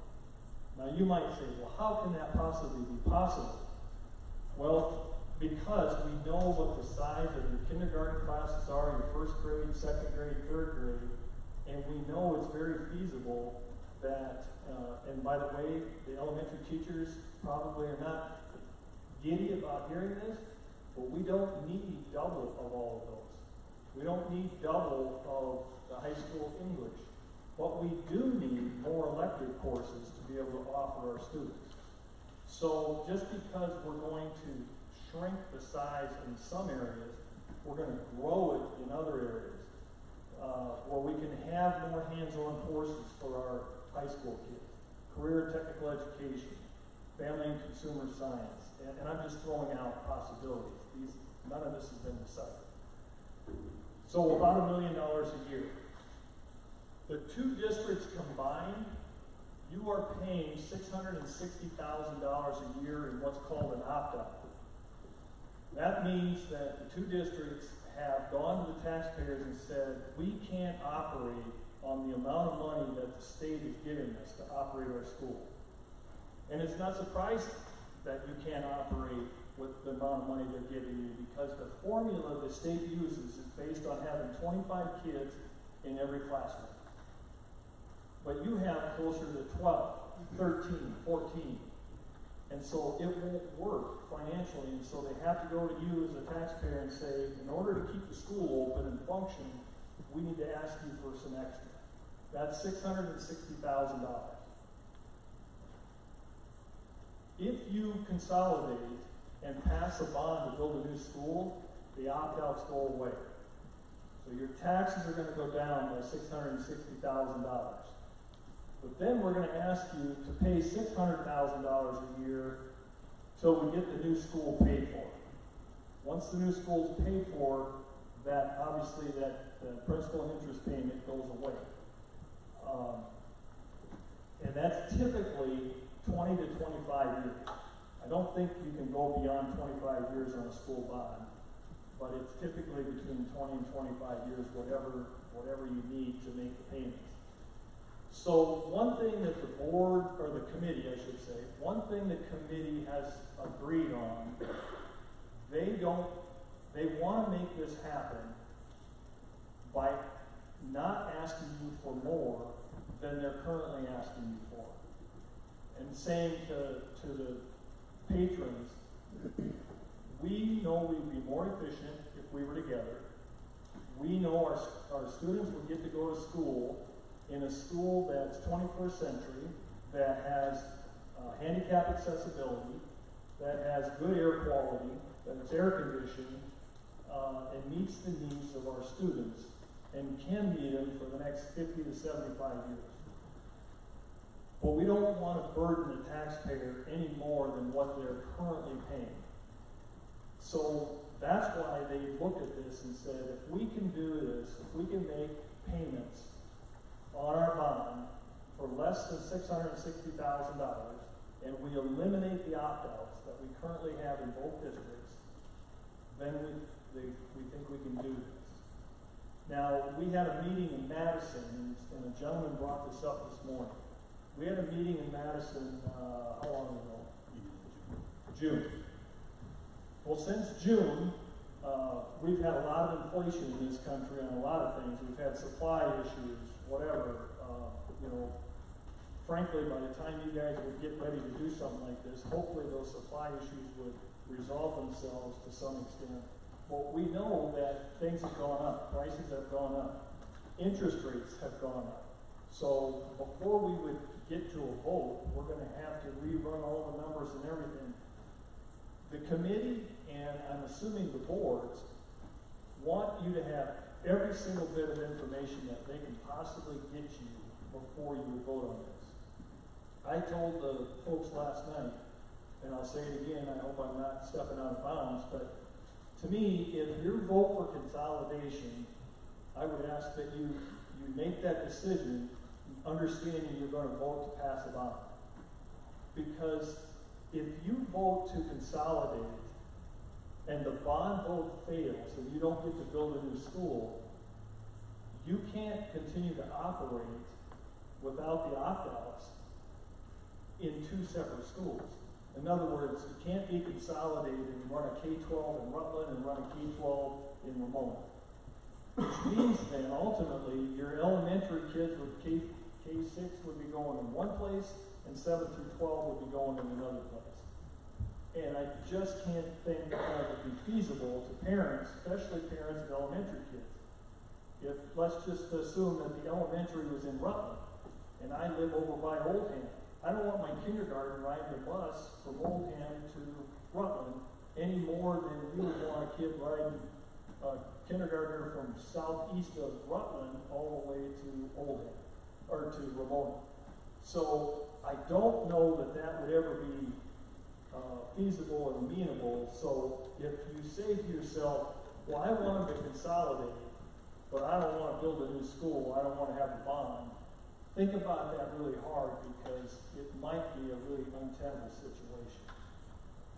And it isn't going to lower anybody's taxes, because the opt-outs would have to stay in effect in order to operate. The savings comes by putting everybody in the same facility. What are the major benefits of consolidating? Long-term sustainability. Now the question came up this morning, and it's come up before. Well, how do we know it will be sustainable long-term? Well, all we know is this. If you start with 300 plus kids in your school, it's going to last a lot longer than a school that's got 145 in it right now. As of today, this is actually 2020 numbers, so this is a year-old data. The most recent data I could find on the Department of Education website. The Oldham-Ramona School District is the 15th smallest school in South Dakota. There are 149 public school districts in our state, and Oldham-Ramona is the 15th smallest in the state, the 14th smallest. Rutland School District is the 22nd largest school district in the state, or smallest, however you want to look at it, 22nd out of 149. But if you combine the two districts, you are the 65th largest school district in South Dakota. 65 out of 149. So there'd be 64 school districts smaller than your combined district. That tells me right there that it's sustainable for a long period of time with that amount of students. Also combined, if you look at the numbers, they just mentioned the numbers this morning, your current K-12 enrollment between the two districts as of today is 335 students. Now, the schools are projecting that when we got together in the fall of 24 or the fall of 25 and moved into the new school, they're projecting those numbers to be more like 305 to 310, based on how many seniors are graduating and how many kindergartners are coming in. Again, that fluctuates. We don't know how many open enroll kids are going to come from Madison or Brookings or wherever, but we know that that number, to the best of our ability, is going to be around that 300. I would argue that we also need that location of that school is going to dictate how many more kids or the same kid can we get from Madison and Brookings. Now, those kids right now are not coming to your schools because it's a brand new shiny school. They're coming to your schools because they want that small school environment. They want that quality education they get in the small town. Maybe the parents of those students that are open enrolling graduated from these communities. I don't know, but they're coming here not because of the facility as much as they are the educational experience. But if you do build a new school, are there other students in those communities that would also want to come here because of the facility, because of the fact that they're new, they're up to date, they're air conditioned, they're handicap accessible, etc. So long-term sustainability. Additional electives and class offerings like fine arts and career and technical education. Students will get home from school a lot earlier. I'm talking about your secondary students that are in activities. Right now, you can't start practice until a half an hour after school gets out because one school has to travel to the other school. And then they have to travel home after that. Where if you were in one site, they could start their after-school activities immediately when school gets out. Financial savings for both districts, we've already talked about. Educating in an up-to-date facility, handicap accessibility, better air quality, et cetera, et cetera.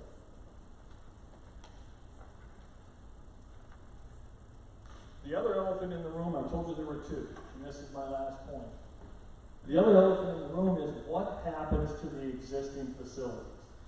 That causes a lot of folks heartburn about, hey, you know, what happens to this building? Well, the two main buildings, the main structures are, you know, both 100 plus years old. There's likely not a lot of use for those. Although strange things happen. I remember when the Barnard School District closed and they all went to Frederick, they put that on the internet. What do you call that thing where you put something up for sale? eBay. Thank you. See, I'm showing you my age. They put it on eBay, and believe it or not, some guy out of Texas bought it. Now, I think you only paid like $65,000 for it, but that took the burden off the school district of having to do something with it. Other things, though, like the bus barns, will continue to be used. My guess is the other facilities, I do know that there has been an interest in the newer additions in the Rutland School. Somebody has talked to somebody about, hey, if you do consolidate, we'd have an interest in part of that facility. Sometimes the community says, well, we need a community center, community hall, a place where we can have a wedding dance or a reception or something. But I get it. It's also a burden. They also got to look at, let's talk about this facility right here. The town of Ramona, would they say, well, yeah, we'd like to have that, it would be great facility, but we can't afford to keep the heat on. And so all of those things have to be talked about. I'm going to shut up now and we'll pass the mic around for anybody that's got any questions. And again, we'd like you to talk in the mic. We can hear each other without it, but they can't hear on the computer or on the internet.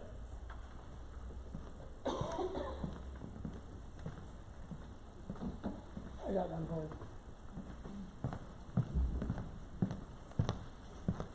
You just said that you're gonna change the size of the district and it's gonna go to, I believe, the 65th biggest one.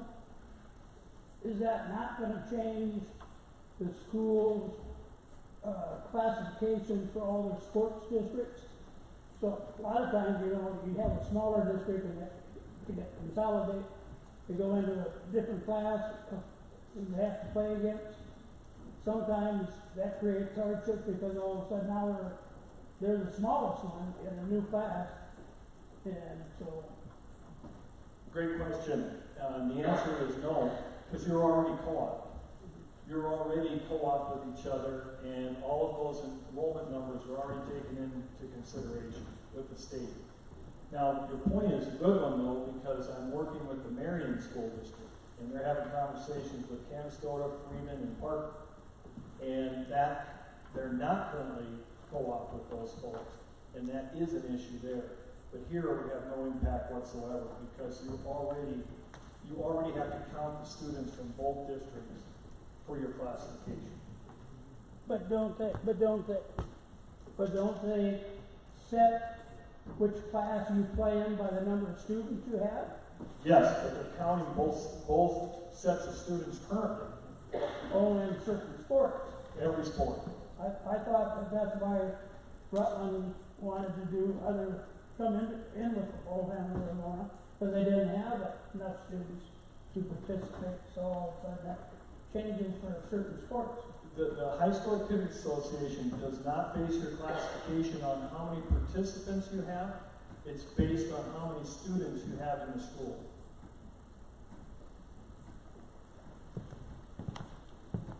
There were some times when I was coaching football that I wish they would have done it based on how many players I had.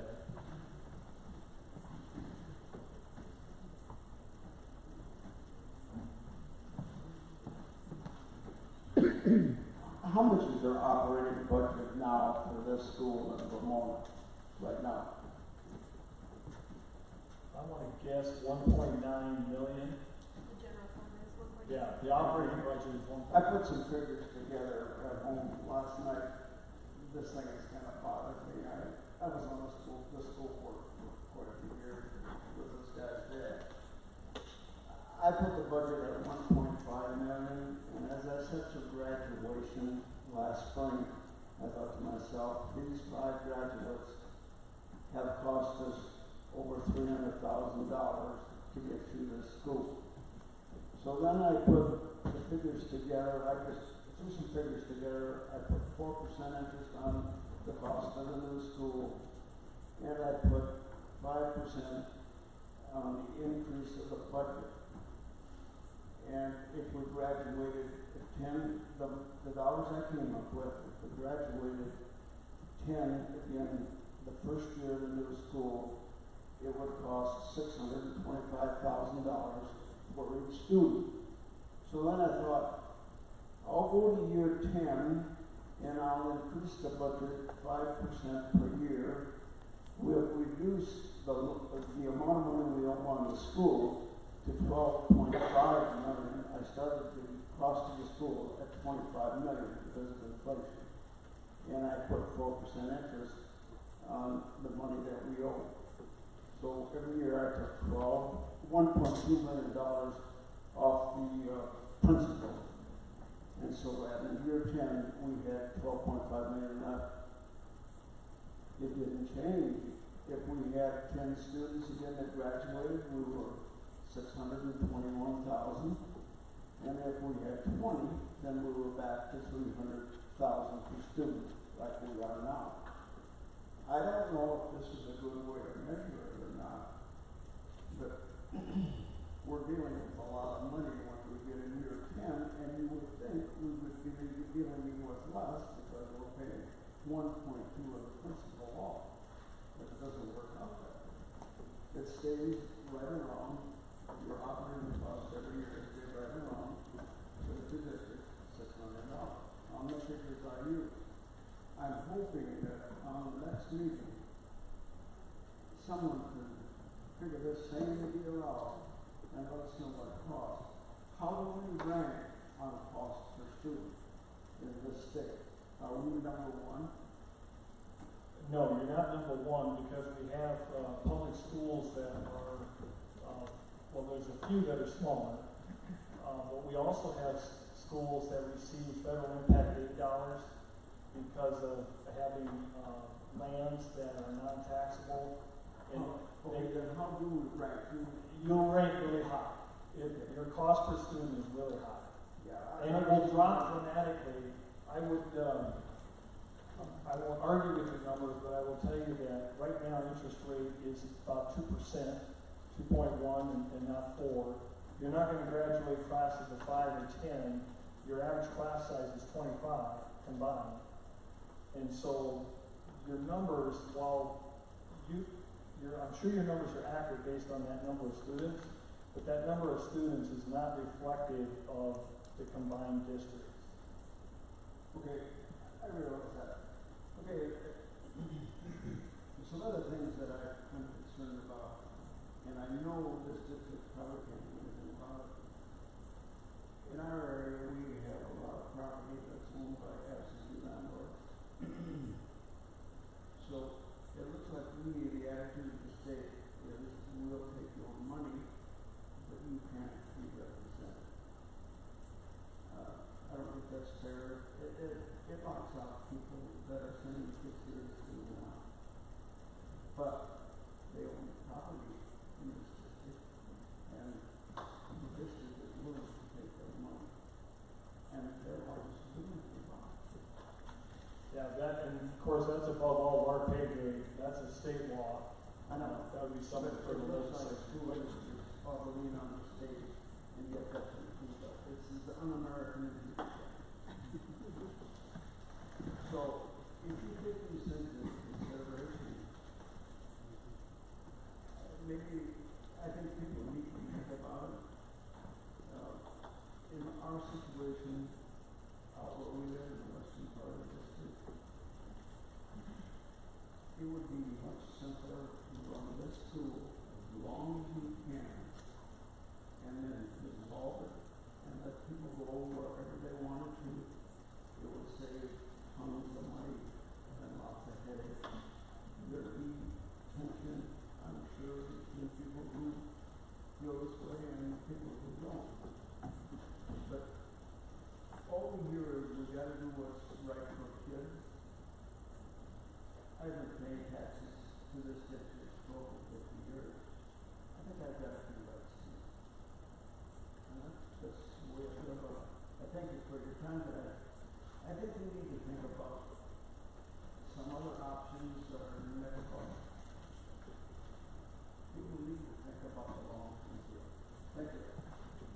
Yeah, thank you for your comments. And that did come up this morning. A gentleman in Oldham brought up the idea of why don't we just dissolve the two districts and attach? And his point was, or at least part of his point was, that would lower our taxes. And he made a comparison, I think it was, to Arlington. Well, when we met in Madison, we did some comparison and looked at the area districts. And I would challenge all of you to, particularly you, the folks that own land in multiple school districts, to look at that. You could dissolve and attach tomorrow, and that doesn't mean your taxes are going to go down. Particularly if you end up with a smaller district that you attach to. But even Madison has bond issues that they're paying on. They have an opt-out that they're paying on. So it doesn't mean simply that your taxes will go down. But it is a legitimate point to discuss about if you don't consolidate, operate as long as you can, continue to pay the opt-out. I do think that eventually, in 5 or 10 years, Ramona's going to have to put some money in their building if they want to continue to use it, according to structural engineers. But that's certainly a possibility, and Rutland could do the same thing, if that's the direction you want to go. And if you make that decision, that's fine, that's the voters get to decide that. It would just be a situation, though, where eventually the Rutland district and the Oldham-Ramona district will probably not exist. They'll be attached to somebody else. But certainly something to consider. I thought I could address it because I'm not on the committee, but I am on the school board. I had a couple people ask me to bring up this point. One on open enrollment. And it was mentioned twice now that people from Madison would bring their kids to smaller schools because of this class size.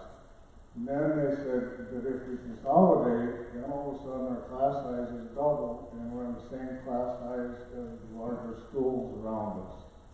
And then I'll let you address that one, I'll shut up.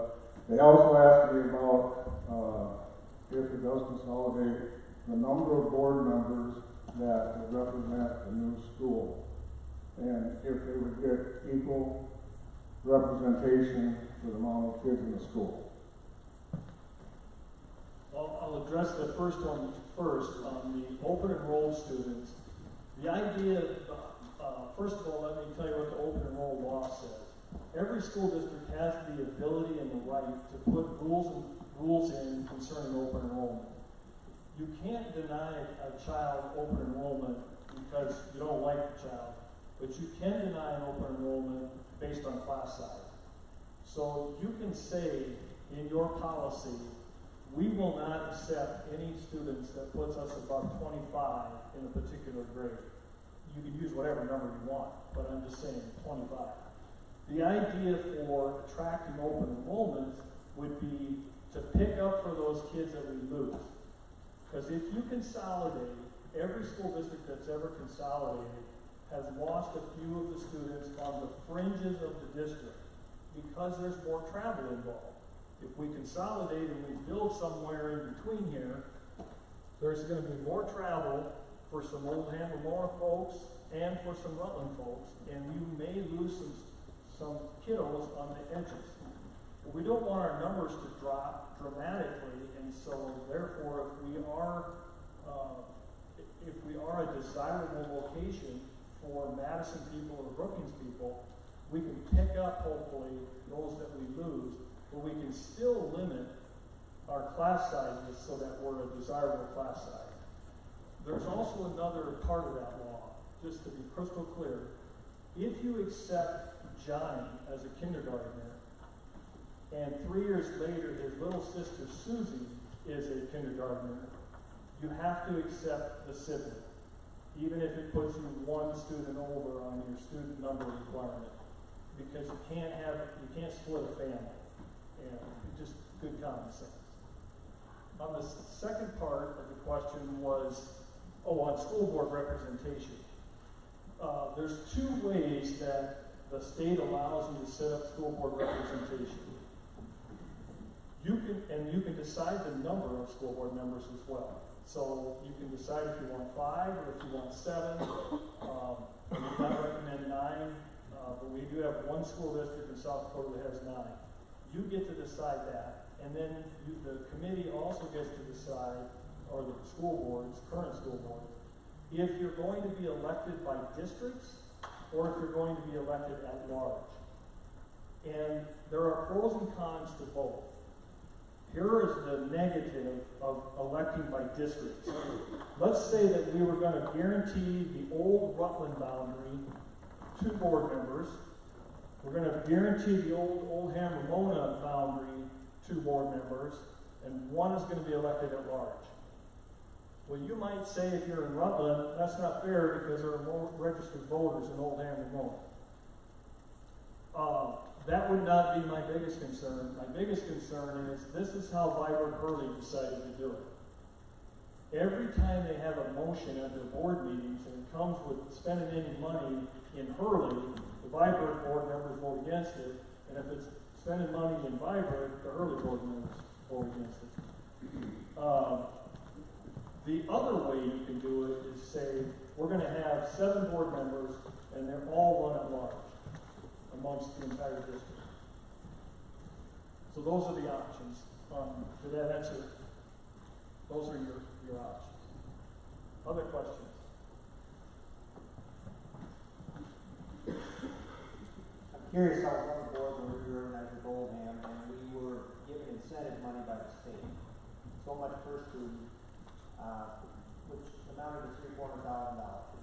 I was curious if there was anything statewide you went along with this that would, be an incentive towards it, and I was also curious if you have the numbers as far as what Howard and Lake Preston and Arlington and everybody are paying for ag and non-ag land right now, to give us an idea of what we're paying in comparison.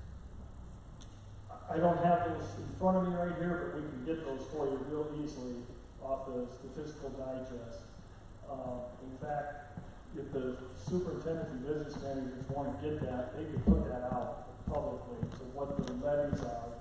And we should just, you have to be careful.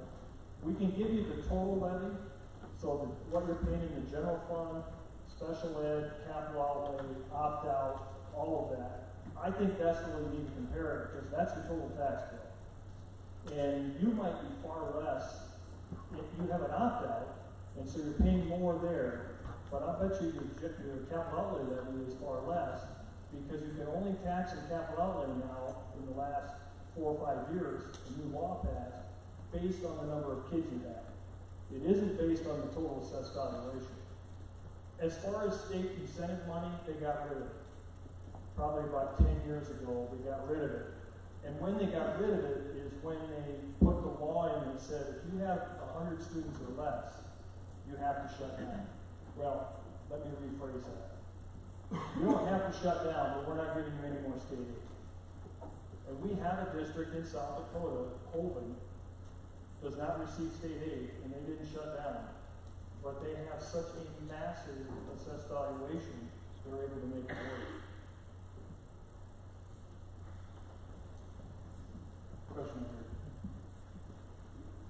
Okay, so I'm on the Consolidation Committee, and I kind of want to just ask this to the crowd to get some conversation started. I can't speak for all of Rutland, but a good majority of it is not really in favor of the locations on 81. The big part of our population in our district is on the east side. There's 45, 50 kids within a couple miles of the east side. What are your guys' thoughts of moving it closer to Munda? I just want to get some conversation between the crowd. As long as it's built. As long as it's built.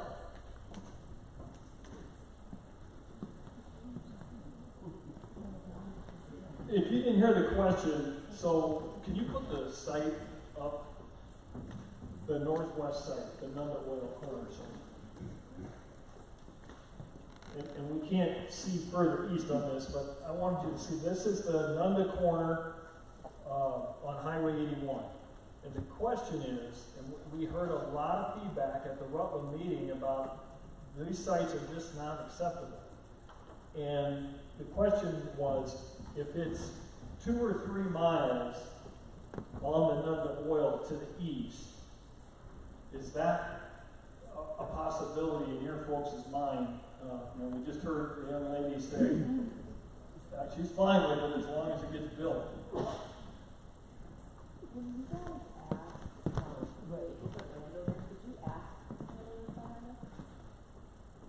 We asked landowners a ways east, but we didn't go as far as none.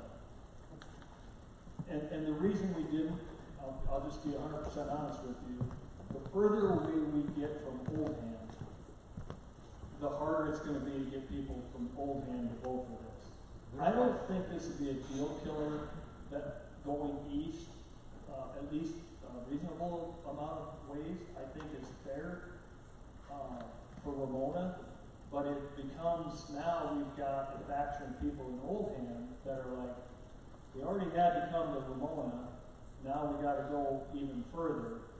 And I know, and again, folks, I'm not emotional about this, but I get where Rutland people are coming from, especially on the east side. And they're like, well, the attendance center is already in Ramona.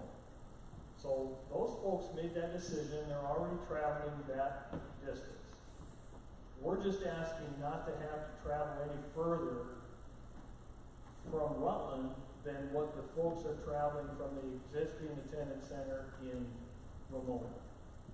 And that's fair, I can understand that. I can also understand if I live in Oldham, it's like, been there, done that once. I'm okay with going away east, but I don't want to go too far. So the question is there, anybody that would be willing to speak up and say, if you go anywhere east, that's a deal killer for me. Is that blue on the map, is that like a wetland, is that like a water drainage area?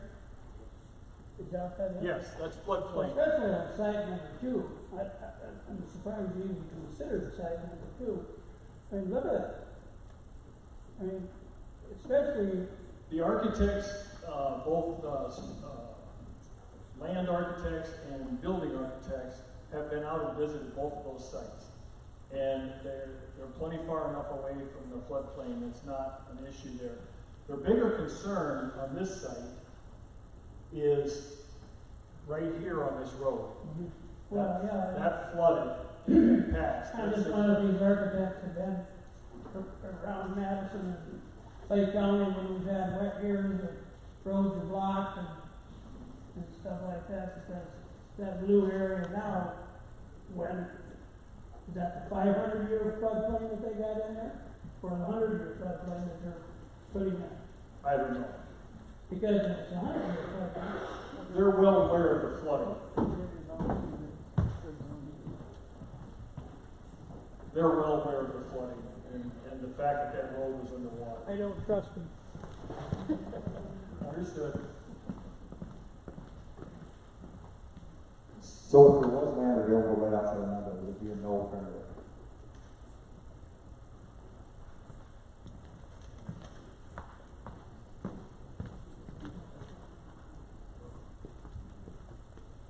My name is Lynn Shankman.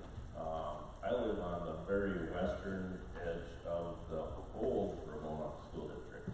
And if the school was built in Nanda, I'd be looking at a 25-mile commute every time that I went to a game, school, anything like that. Right now, my daughter goes to school here at Ramona. It's a 10-mile commute. When we go to Rutland for an event, it's right at a 30-mile commute.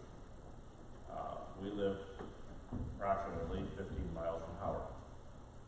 So, as you can see, where I live, I'm right on the fringe of the Howard district and the Oldham-Ramona district. So it would be considerably more of a commute for me every day for going to school if it was over in Nanda. If we look at the location at Nanda, we're looking at 8 to 9 miles from the eastern edge of the Rutland district, and we're looking at 20 miles from the western edge of the Oldham-Ramona district.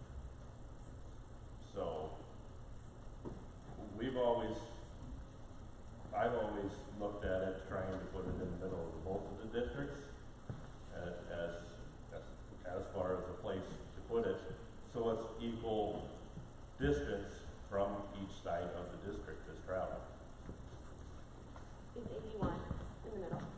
Yes, 81 is in the middle.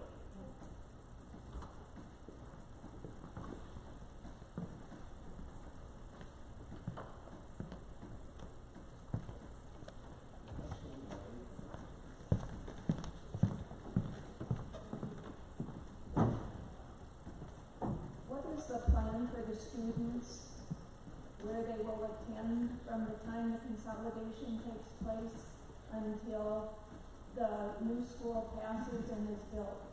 Because you said we're losing $660,000 in the opt-out, so what is the plan for the students? Great question.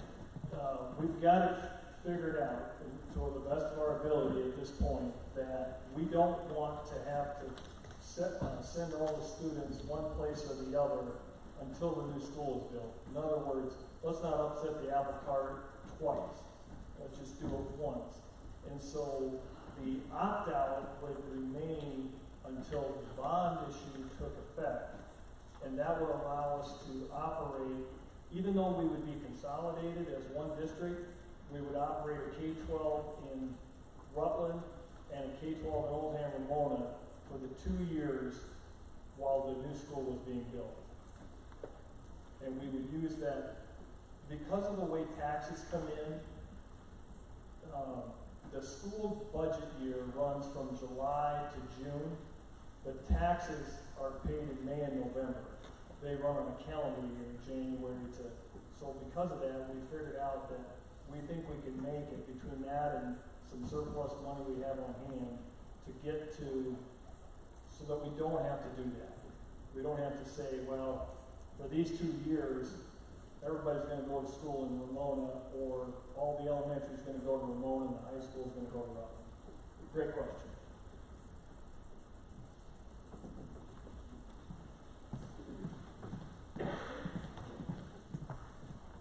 To address your questions, Heather, I don't think, personally, I would be against going farther east. My whole thing in this, everybody's got to open their minds and be open-minded to everybody. I mean, there's a lot of miles involved with this. But I think with what we're doing for sports right now, we're all driving a lot of miles right now. So I think we need to be open-minded. How can we make this better for the kids? What is going to be our best option for the most? And I think being open-minded is where we all need to start. There's too much this thought. What can we do to make this the best for the most amount of people? So that would be my take on moving.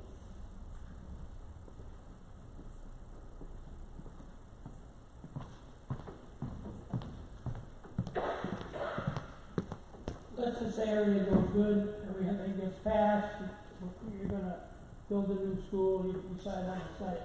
Have you come up here and put in inflation into fact, 3 years down the road when the school will be done? The total, what kind of total amount that the bond issue would be, that would have to be passed to build the new school? No, we don't know. We know that the inflation is happening. We know that construction inflation is even higher in some cases than regular inflation. All we can do at this point, we can't even tell you how much the new school is. Now, before we would get to a vote, and at the next round of public meetings, we're going to have that information. But things are changing so fast with inflation and interest rates. For me to give you numbers today would be obsolete by the time we do the next round of public And meetings. I understand that, but I mean, let's just say everything is passed. Let's just say it's gonna take $12 million to do this. You know, I mean, you have to try to get some kind of an idea at any of these meetings of what kind of numbers you're gonna use so that the people are gonna have to figure out, you know, a $12 million bond that everybody's gonna have to pay. And so come up with how much that's gonna cost you a year compared to the opt-out. Yes, sir. That's why we were saying in our presentation that the payment on the bond would be $600,000. That's what we know as of today.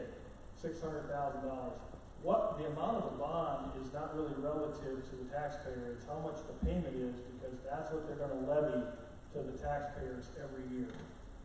And that's the information we know today. But we'll update that at the next public meeting. I would like to know how many voters there are, registered voters at this time in the Oldham-Ramona School District and in the Rutland School District. What are we looking at?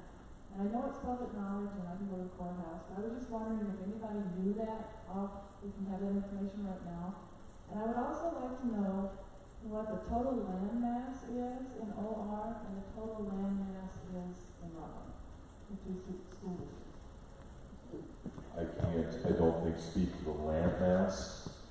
In our plan, we do have land evaluation totals between the two districts, and I want to say, you remember $520 million or something to that effect for the land evaluations of the two districts. Mass-wise, I do not have. We have 471 registered voters in Rutland.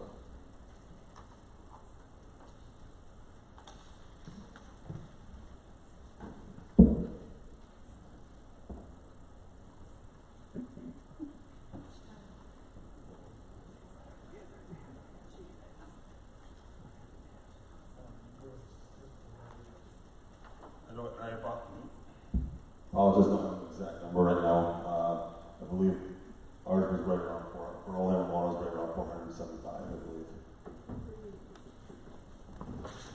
I do know that the assessed valuation of the Oldham-Ramona district is larger than the Rutland district. I wasn't looking at assessment, I'm not looking at land value, I'm looking at total mass, because when I look on the map, and we're jockeying for position here, and last night, the overriding attitude was clear, and so I was just looking at the land mass of OR and the land mass of Rutland. And when you wanna equal it out, you can use distance or you could use land mass. And looking at the map, it seems like it should be moved further west. But that's just my observation. Well, I can tell you in our small school districts, 97% of the assessed valuation is ag land. So common sense tells me, I know the assessed valuation of Oldham-Ramona is larger. There's more land. So there's more land mass, to your question. Just from an online comment, the school needs to be centrally located on or very close to Highway 81.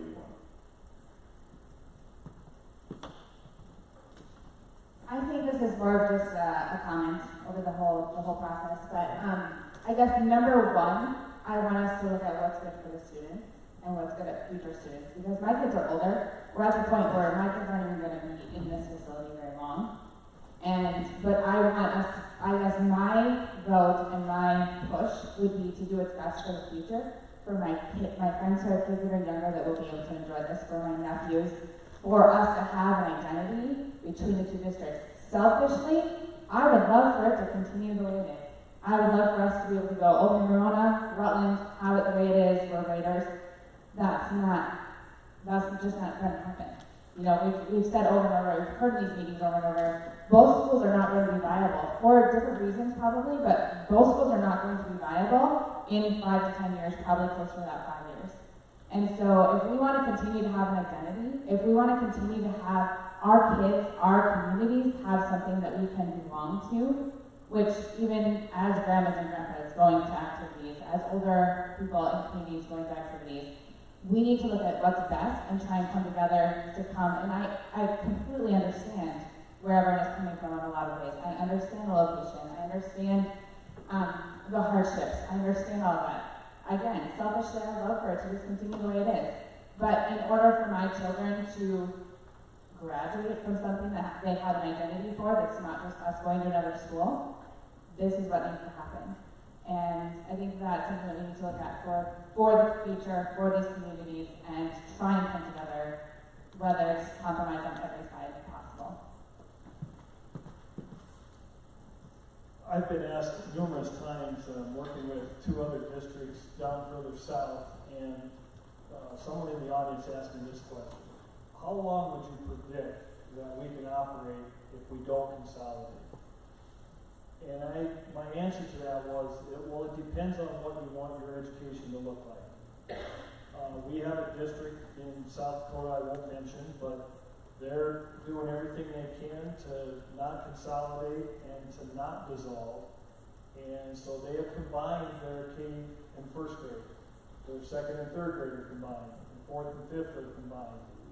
And so they save money by doing that. There's a lot of things they can offer. Now at the high school level, it gets a little more difficult because the state requires for you to offer the curriculum in order to achieve the Opportunity Scholarship. But now that a lot of that curriculum is available through e-learning through Northern.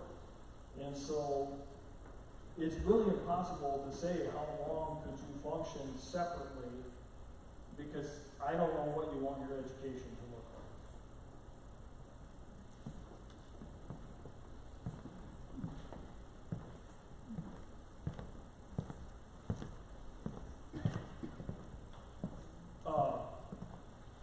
Unless there's another question, I do know that they want you, and I'll turn it over to Mike, they want you to fill out a survey if you would please. And the question got asked this morning, will we get to see the results of the survey?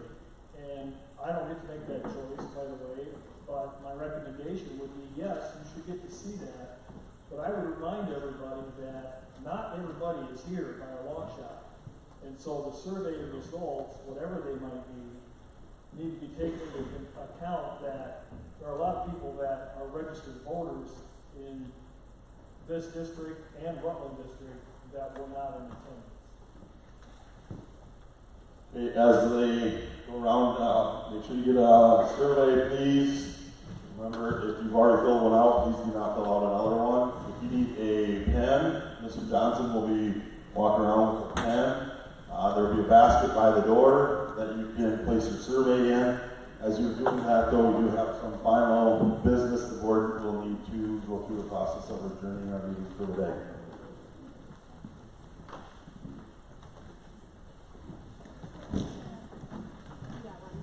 Next board meeting is a regular board meeting is November 8th, 2021 at 6 p.m. in the school. And ask for a motion for adjournment. Brian Hanson makes a motion. Or Adam is a second. All in favor, say aye. Opposed? And as default survey, one last time, thank everybody for coming out and participating in our community meeting. And we will continue to provide updates as we go through the process. Thank you and have a good rest of your weekend.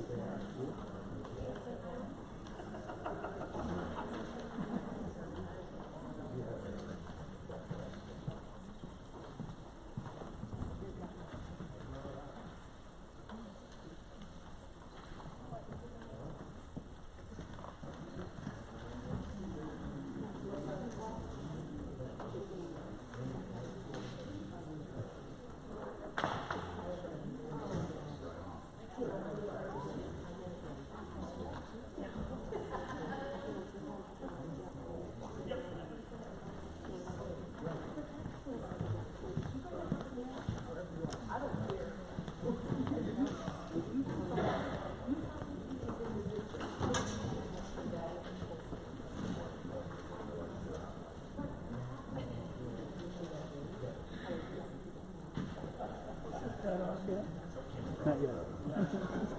I gotta double check and make sure I can.